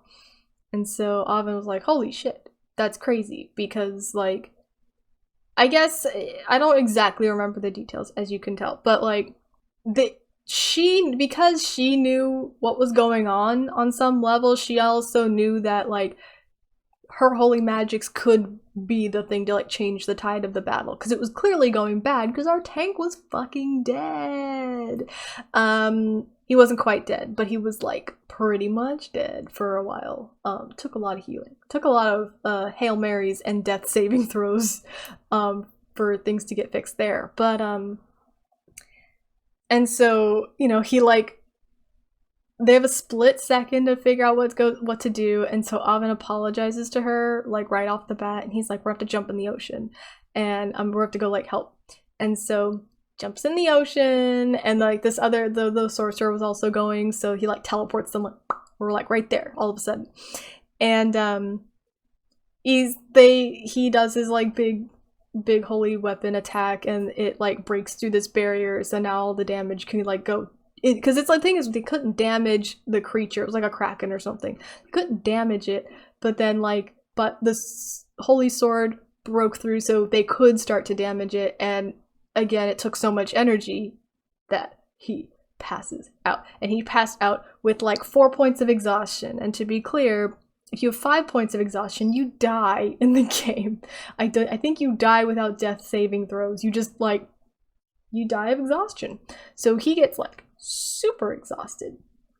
But I was trying to like, ever since I jumped in the water, I was really like adamant on like, okay, Laa'vine is prioritizing holding on to Toren. Like, if he's ever gonna like drop something, like he's not gonna drop her in the ocean, because she's afraid of the ocean, so he's going to hold on. Like, that was something I was really adamant about the whole time. And so when he does pass out, because I was like kind of harping on it, DM was like, okay, in like, as he's passing out, he like doesn't let go of her, so he holds on to her, she doesn't fall into the ocean. I was like, whoosh. Cause like, holy shit, could you imagine if I like dropped her in the ocean by accident? That'd be like super sad. And so he's like passed out for a couple days because of his many points of exhaustion. And when he's like coming in and out of consciousness over the course of the few days, like, Toren was taking care of him, so it was very cute. But like, again, he wasn't like conscious for it, so like, it was more like, oh my god, like for me to kind of fangirl over it, rather than for Laa'vine to be like, oh my god, I'm falling in love. It was more like for me to be like, oh my god, she's taking care of him, but like, he doesn't even know, you know, like, I don't know. That's like, it's a trope that I enjoy. I love a trope where someone's like, when a love interest character takes care of the love interest, but like in a way that's not directly known. Like they're like, oh, well, you were in a coma, but like they came to your side every day. Like, I love that shit. I don't know why. It's cute. I don't know. There are just tropes that we enjoy, and that's one that I enjoy, and it happened, and I didn't even have to say that that was a DM choice, but I got to enjoy it, so it was great. Oh my god. They're back on land sometime later, and Laa'vine is feeling a couple things. So, you know, he's feeling feelings for this lady, and he's also feeling, oh my god, I totally forgot to mention. So Laa'vine's 25 now. Not that there was a huge time skip, it was that during one of my crazy wild magic surges, your age can change. And so he got younger by 2 years, so he went from 17 to 15, and then in the next roll, aged 10 years. So now he's 25 years old. Just in case someone's like, is it okay for a 17-year-old to be dating an immortal, like, sword woman?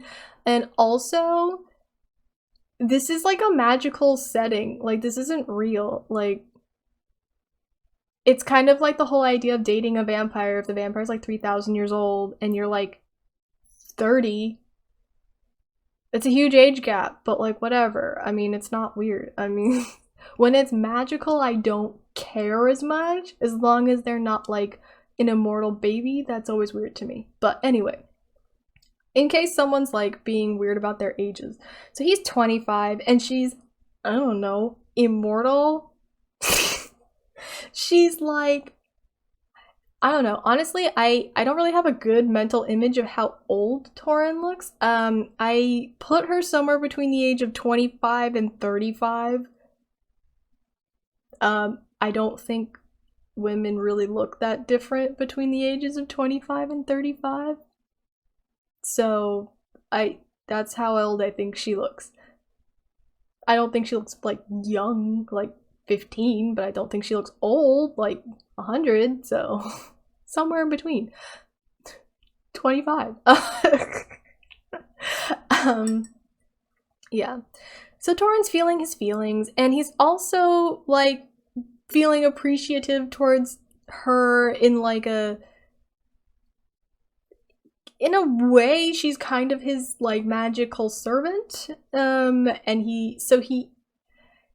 I feel awkward about this, and he feels awkward about this because I'm pushing this onto him, because I'm like, well, if she's bound to him, and like in the past, part of her backstory is that her past like masters have been really bad to her. So she's had a lot of really bad like sword masters who are like, you know, hell-bent on this like glory train and are just like using her to like attain those glory goals and not necessarily just like see her as a person.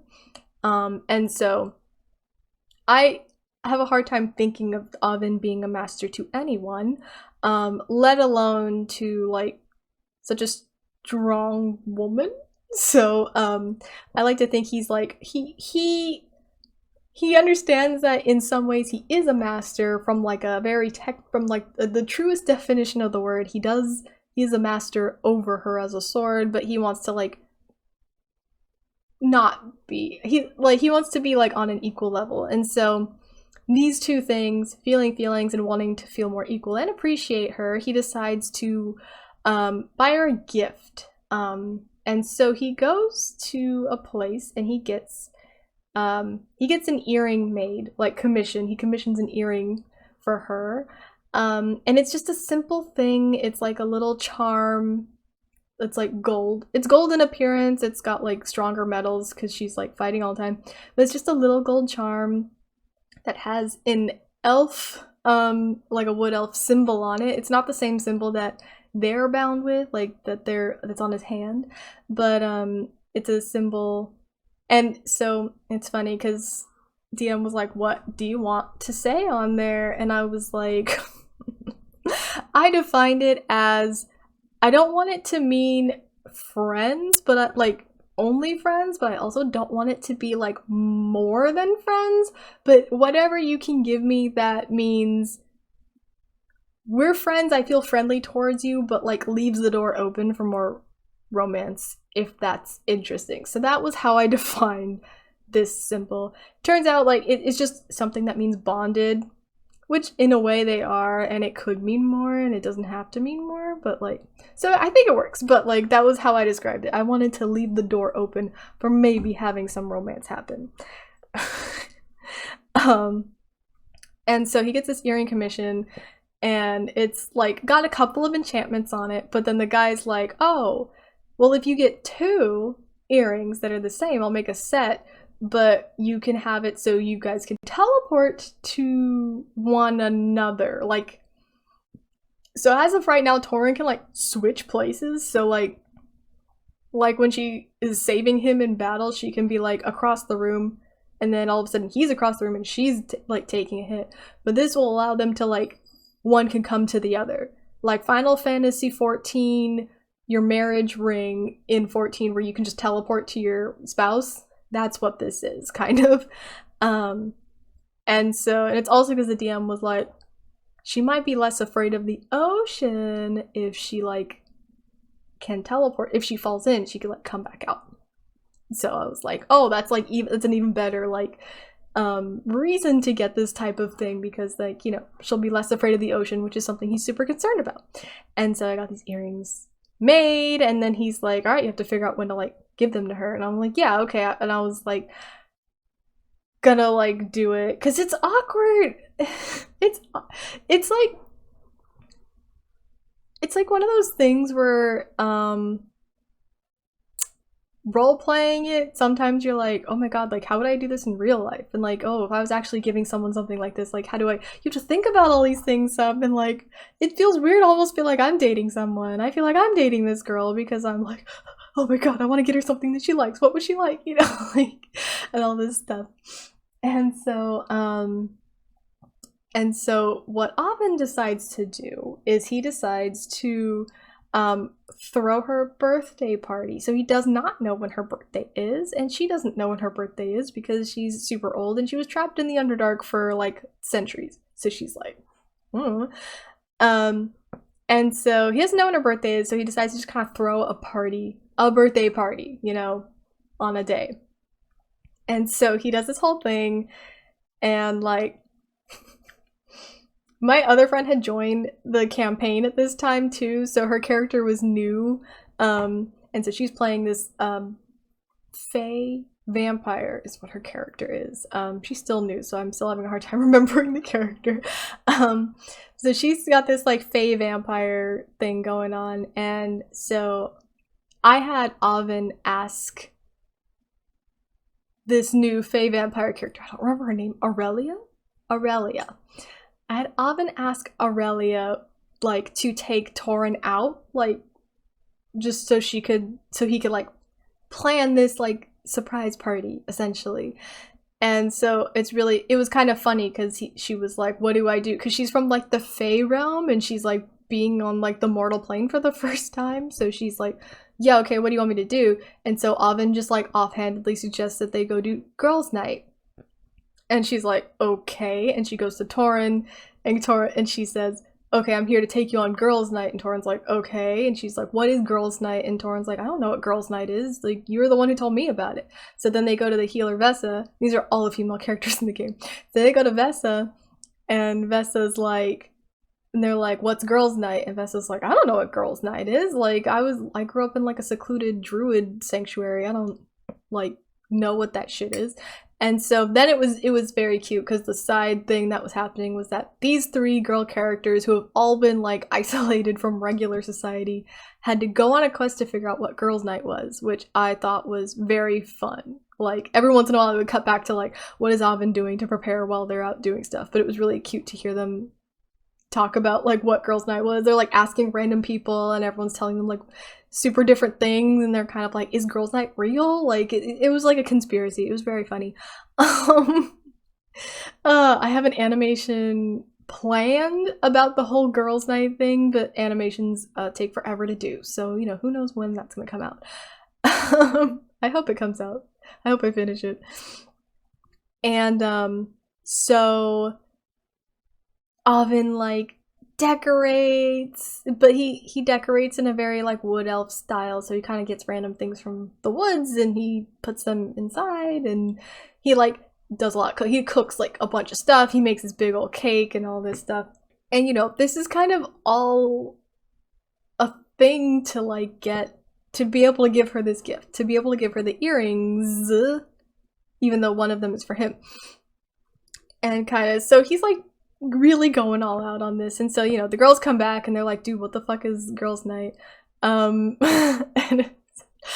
so they come in and they're like, oh shit, there's a party happening. And so they're kind of like Ovid was the only one who was like, okay, surprise, hey guys, welcome to the party. And then they were playing around and with all the like weird shit that he like set up, because he set up like cool looking sticks, because that's what I was like, I don't know, interesting looking sticks. And so they kind of like did this whole like fake sword play thing. It was a very cute, lighthearted moment, and I love it. And that's why I'm making an animation about this whole scene, because it was so damn sweet.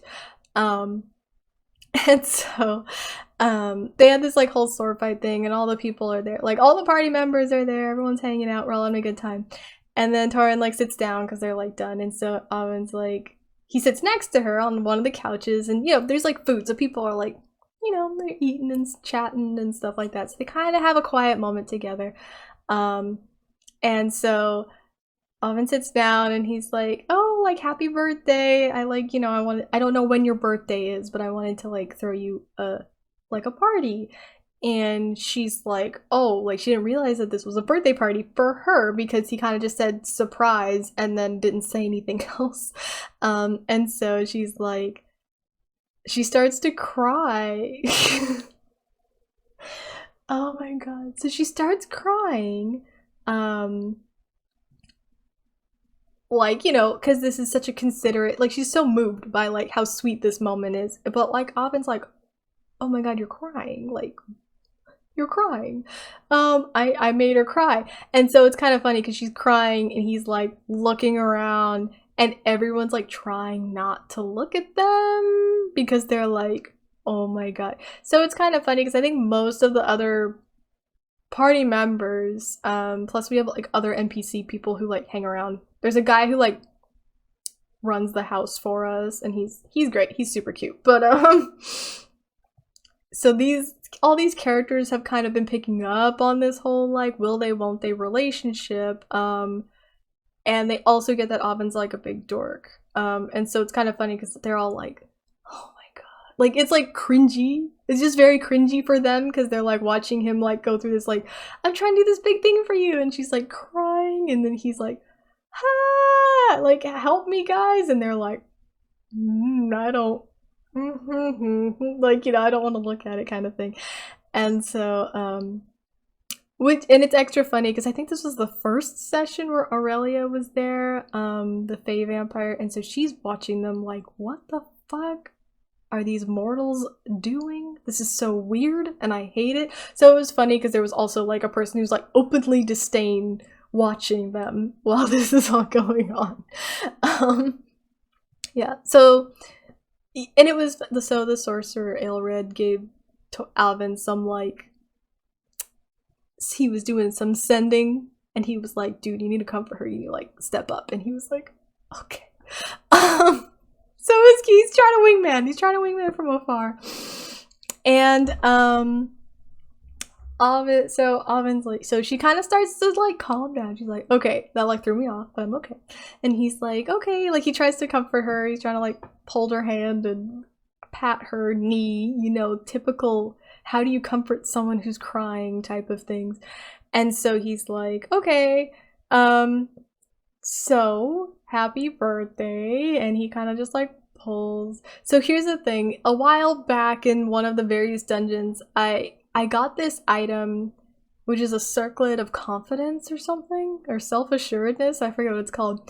And so Aubyn like it's funny because like someone else grabbed it and gave it to Avin because they're like, you need this confidence circlet, and I never put it on because I was like, I'm gonna save this for like a big moment. And so this was a moment where I'm like, oh, Avin's gonna like need all the confidence he can get, so he has the circlet. He's not wearing it yet, so he's like ready to give her the gift, and he's like looking at her, and she just stopped crying, and so he's like, you know, feeling really kind of like on eggshells. This is kind of a big moment, and it's like one of those things. I don't know if you've ever given a gift to someone when you kind of realize maybe this is too big of a gift. It's kind of one of those moments where he's like, I had earrings commissioned for you. Maybe I should have just like bought something that existed. Like now this feels like a very personal gift. Maybe I should have like started smaller, but like it's too late now. We're already here. And so he's like staring at her. He's trying to like explain it. And she's kind of like, okay, what's wrong with you? So he puts on his circlet of confidence and he's like, okay, he's gonna do it. He's gonna say it. And he pulls out the box and he's like, I got you a gift. And she's like, okay. And she like he opens the box and he shows us like it's earrings, and so she starts to cry because again this is like this girl's never had like someone care. Like this is some like 16 candles shit. Like nobody knows my birthday, I'm sad. Like and so she's like crying a lot, and so he's like trying to double down because he's like, I want to help you. Like I want this to be good. I want this to be a good thing for you, but I'm scared. And so he like doubles down on the gift, and he's like, all right, okay, well, you know, these are earrings and I had them made, and they're enchanted. And she's like, yeah, I know like what because she has identified, so she could like tell they're enchanted and all that stuff. So he's like, okay, cool. And to like break the tension, he was gonna like, he's just like, I'll put mine in, and then, you know, maybe you could put yours in, kind of. It didn't occur to me, because my ears have been pierced since I was an actual baby, that Avin's ears weren't pierced, because DM was like, you just like put it through your unpierced ear. And I was like, why weren't my ears pierced? I thought that was like a standard. I wouldn't have gone with earrings if I knew my ears weren't pierced. But anyway, he like pierces his own ear right in front of her, and it's like bleeding, so, you know, she's crying and he's bleeding, and it makes it more awkward. And then he's like, and then he feels weird because her ears aren't pierced, and so he's like, maybe this was a bad choice. Like he's like rethinking his life decisions right now. He's like, I should have thought about this before. This is kind of a little wild. And so he doesn't want to pierce her ear, because he was gonna offer to like put the earring in for her, but he's like, your ears aren't pierced. I don't want to like hurt you. I don't want to like put it through your ear. She just like does it anyway, because, you know, she's super cool and badass. So she just like, whatever, and like puts it in. And he's like he's kind of embarrassed. And again, everyone's trying not to look at all of them right now, because this is so cringy and awkward. It was such an awkward moment. It like felt awkward like role playing it, let alone like I can imagine it actually happening. So it was very awkward and cringy, which I kind of find endearing, that like his first big like romantic gesture is like kind of a failure, in the way that it's like, it wasn't that smooth. It wasn't, there was a lot of like hiccups. He didn't expect her to cry once, let alone twice. And so he like, you know, their ears are pierced now, and he's kind of like, oh, okay. And she's crying, and she's like kind of flustered and embarrassed, so she just turns into a sword. And so she's like a sword at his hip all of a sudden, and he's kind of like, like he just got stood up because she was like, look at that, like, you know, I'm a sword now. And he's like, okay. And like, so the guy who like takes care of our house is named Virgo, and he was like watching this whole thing because he's like the biggest shipper of Laa'vine and Toren, which is why I'm a fan of him. No, I'm just kidding. But like, so he's like a big shipper, so he's like watching this whole thing happening because he's like, oh girl, like what's happening? Like, and so he like watches this happen, and he's like, Like, so it's kind of funny because they're just like, I can't imagine like trying to say all this stuff and then like she just kind of like runs away and then you're like, I'm stood up and everyone's watching me. So him, Laa'vine, feeling very awkward, decides to go to the kitchen to try to like be away from people for a little bit because that did not go as planned. It was supposed to be a lot smoother than what happened. So he goes to the kitchen. And it's like more awkward because it's not like Toren's with him still, like she's like on his hip. And so he's like, God, I wish I could like just be away from everything. And so she's like with him. And so he's kind of like, fuck. He doesn't say fuck. He doesn't swear. Laa'vine doesn't swear. So he's just like, gosh, like I should have just made this. And it's funny because I have him start doubting himself immediately. I'm like, you should have opened with cake. Why didn't I give her cake right on the beginning? Like, I had to like open with the gift. I had to say happy birthday. Like, I made it awkward. So he's like doubting himself. And then she like, so he's like, you're an idiot. And she becomes a human again. She pops out and she like looks him in the eyes. And he's like, oh shit, what's wrong?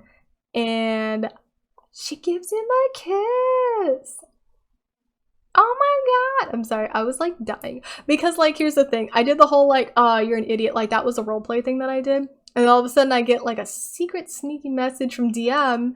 And it explains this whole part about her giving him a kiss. And I was like, but like no one else saw it. It was like a secret. It still is a secret. It's a secret unless my party members watch this video that I'm doing right now, or I mention it later, which I hope it comes up later because I want them to talk about a kiss because that's super awkward and I'm there for it. I'm there to hear about my sweet young boy being more awkward about being in love. Anyway, this isn't something I thought I'd be into. I never thought about putting romance into D&D, but now that it's happening, I'm super there for it. He's just so cute.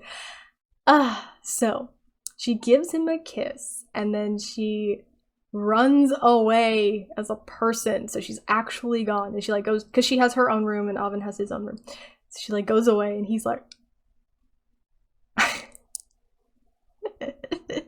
and so he's just surprised. And that was that day. That was like the big thing. So here's some fun odds and ends about that. I don't think anything in-game since then has happened too crazy between them. We've been in the middle of a dungeon, so that, you know, dungeons take a while, and there's not a lot of time for romance in dungeons. I mean, like a little bit, like, I can hope. But alas, there's been, like, nothing.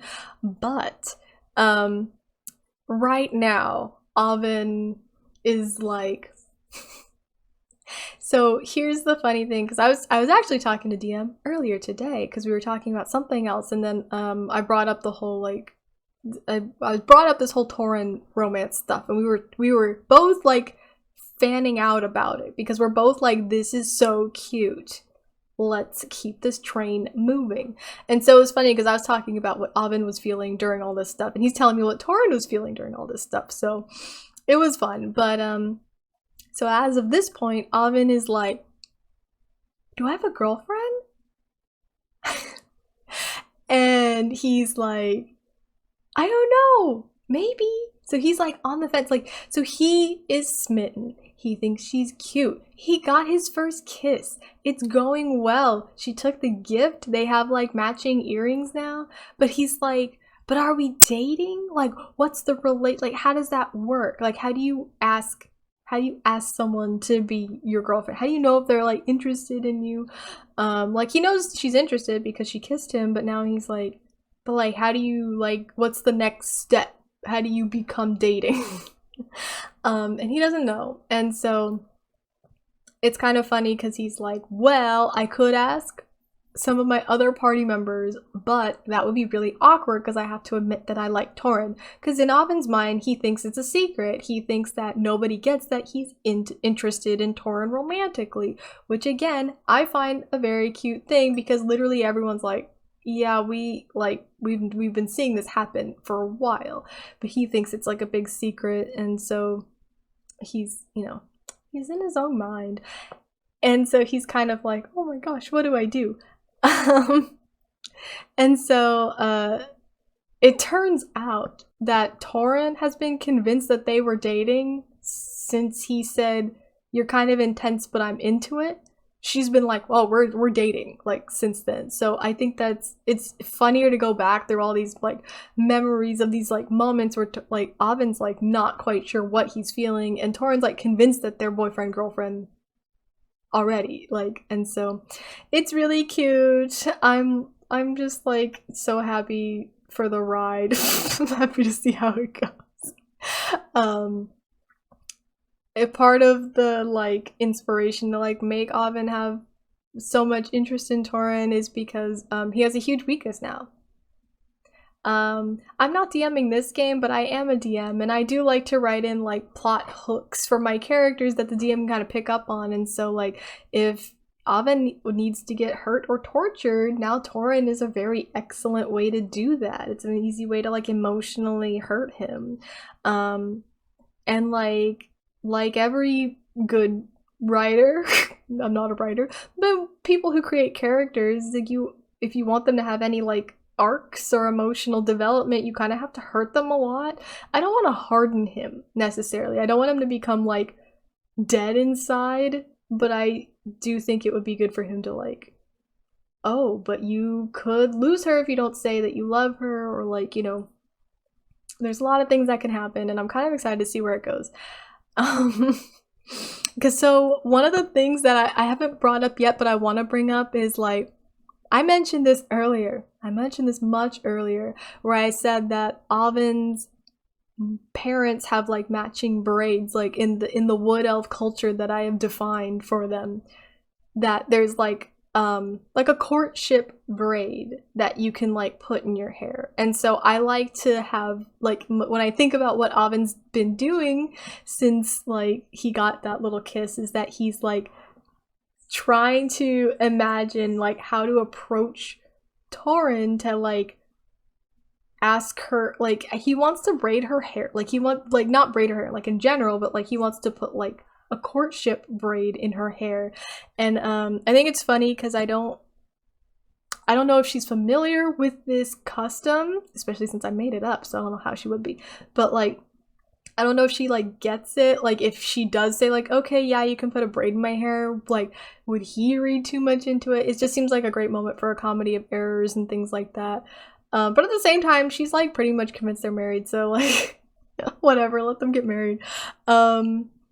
Yeah, and so that's my very, very fun romantic story with Avon so far. But yeah, I think Avon might die at some point. I think it would be like, there's some poetic like justice if Avon does get killed off, to spur the party on to go fight on a big bad. Like me and the DM joke about Avon or Vesa, these two like lighthearted characters, being killed off. Especially Avon, because he has so much HP, it'd be really hard to kill him. It would be like so devastating for the group to like watch him die. And so there's a high chance that he might die. I would be really sad. I love him as a character, but I could just keep drawing and writing fanfiction about him forever. But if he does die, I'm definitely going to just play as his mom as a character, because I think it'd be fun for her to go on a revenge story. So if he dies, I'm gonna become Laa'vine, and she's gonna be on like a war path because her sweet baby only child is dead. But anyway, other than that, I have had Avon like writing letters to his mom and like sending money back home like throughout the campaign, and so it's really cute because he has been neglecting to write about Toren. He's like actively trying not to write about Toren. He's trying not to write about wild magic. He's trying not to like tell her all these things because he's like, oh my gosh, my mom's gonna get upset. And so like I'm in a way I'm trying to open the door. There's like a couple of things I want to happen in the campaign, although I have no idea how they would ever happen. But I'm gonna throw them out there in case, in case DM is watching. Very clever. No, but one of the things I want to happen, I really want Avon's mom to come see them at some point. Like, I don't know under what circumstance she would, but I want her to like come interact with the party, like come to their house or like see them at town or something, and just like I want there to be that awkward moment where Oven's like, oh hey mom, and like he's like shrunk a lot and he looks older because of wild magic, so I want her to like see that and be like, I'm sorry, what's wrong with you, Oven? Like, and then have Toren also, like, she's always next to him, be like, I'm sorry, who are you? Like, what's going on? And have Oven have to, like, juggle, like, his mom and his girlfriend, kind of. I think that would be hilarious. I would really want that moment to happen. Another moment I want that, again, makes no sense for to happen, I want Toren to have a Cinderella moment. I want her to be like, I don't know what, like, I want us to be like undercover or something. I want there to be a moment where Toren has to like wear a ball gown because she dresses in like armor all the time. So I want her to wear something like super feminine, over the top, and like just kind of like enter the room, and I want Oven to just be like, oh, like, just like, you know, the Cinderella, like she's coming down the stairs and he's like, oh my god, she's so beautiful, and she like, he doesn't know what to do. I just, especially like bonus points if it is an undercover mission for some arbitrary reason and he has to like do something, like if he's like, if she's undercover as like a party guest and he's undercover as like a bard, like a minstrel, and he's like part of a band and he's supposed to be like playing, and then he sees her and like fucks up because he's like distracted by her being like just looking different. I just think that would be cool. It's almost like librarian taking the glasses off kind of moment, but I think for Toren, I just want Toren to wear a big dress. Like, I just want that to happen because I think it's ridiculous and I want to draw a picture of it. I'm just, at this point, I'm literally just stating things I want to happen that will never happen. I want, what do I want? I want Oven to have to be like performing somewhere, like they're just having some downtime, they're at some city somewhere, there's like a tavern or something, and there's like, oh, we need a bard for the night, and he can like step in to like play music for the tavern over like the course of a night, like to help out, and then like she comes in and like, sorry, so like I want him to be like playing music and that's fine, everything's going well, but like he gets the attention of like other people who find him attractive because he looks like in the sense that, like, you know, people are like, oh my god, like rock star, someone's like I want him to be like so good at music that he's like attracting people to him, but because he's so awkward, he's kind of like, oh okay, like he doesn't know how to like shut them down, but he also doesn't know how to like tell them like how to like, you know, avoid it at the same time. So I want him to be flirted with by one or many people, and then I want Toren to get jealous. These are like all fan fictions I could write, but at the same time I just want them to happen in D&D.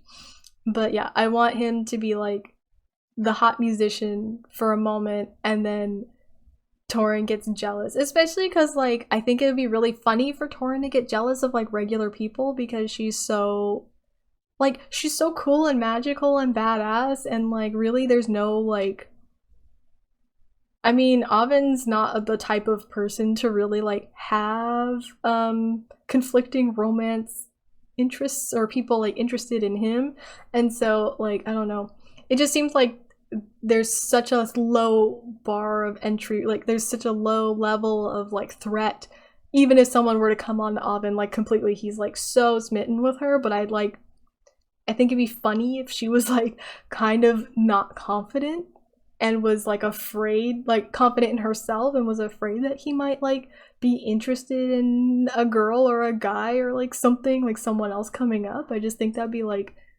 oh, like test of their relationship. I want that to happen. So yeah, those are the things I want to happen. I want a mom meeting, I want Toren to show up in a dress, and I want Toren to get jealous of Oven being a sexy bard for like 1 second. And then I want him to have to like convince her that he's like in love with her. This has to happen. Like, most of these things I feel like have to happen. Actually, no, the ball one can happen now. That could happen at any time. But I would like, also, oh my god, sorry, if the ball thing happened and he was like, you know, playing music or something and like gets distracted, bonus points if Laa'vine can get jealous of someone flirting with Toren. I don't know, I think it's cute in like fiction when people get jealous. Not like when people are aggressively jealous and they're like, oh, like, don't leave the house because I don't want people talking to you. But I think it's kind of nice when it's like, oh my gosh, like, you know, I'm not the only person who finds my girlfriend cute. And that kind of threatens me. I think it's kind of sweet. Real life, I don't think jealousy is actually that cool in real life. It's kind of a damper, but fiction-wise, it's very cute. And so, yeah. Mom shows up. Toren in a dress, bonus points if Laa'vine can be jealous of someone flirting with her. And then Laa'vine being hit on, having to convince Toren being jealous, and then having to convince her that he is in love with her. But that one would have to happen after he totally sits her down and goes, I'm in love with you. And they have the braids. Right? Because, like, I don't know, I think he's from, like, a small village. And so, like, his customs might be, like, local only to the village and not, like, an elf-wide thing. So, like, you know, maybe he's, like, you know, if he had the braid in and she had the braid in and his mom saw them, then she'd be like, oh my god, my little boy, like, he's growing up. But, like, if other people saw it, they, like, wouldn't recognize it as, like, a cultural, like, oh, she's taken, he's taken. So, like, I think that'd be pretty funny. But yeah. I could, as you can tell, I can talk about Laa'vine forever. I was hoping to get this down to one video, but looking at how much time I've already spent talking about him, I think this might be 2 to 3 just to break it up into like less awkward amounts of time. I could sit through like a 5-hour video. A lot of people can't sit through a 5-hour video. So we'll see how this goes in terms of editing. But that's my boy. I love him so much. I'm excited to see where he goes. I kind of hope he doesn't die, but if he does die, I get it. And I think Laa'vine would be a really cool character to play as. If not, I think she'd be a cool character to show up. And yeah, I hope him and Toren work out. It would be really crazy if something happened and they didn't. I don't know. I don't really want to think about that because that makes me a little sad. I'm not gonna lie. I kind of want them to get married. Is that weird? Like, I don't know.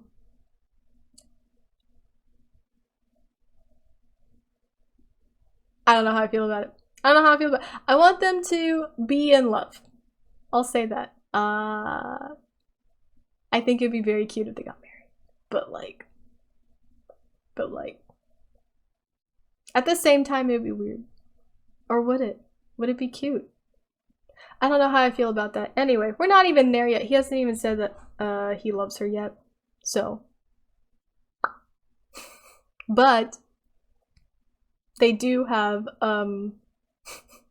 conjoined rooms in the house. So there might be an awkward moment where things may get a little bit spicy, but you know, my boy Laa'vine cannot handle the spice, so it's gonna be very funny and awkward. Oh, we'll see how it goes. Yeah, I don't know. I probably won't ever make an Laa'vine video again. That makes me a little sad to say. I don't know, maybe I will. If people want to hear about Laa'vine anymore, I might make another Laa'vine video. But maybe not, we'll see.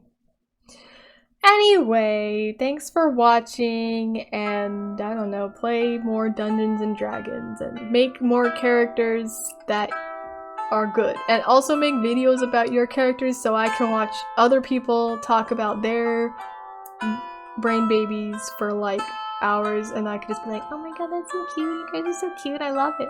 Because I think that's a cool idea, like, you know. Anyway. That's it for me. Another story ended. It's still in progress, but it's ended for the video. So goodbye.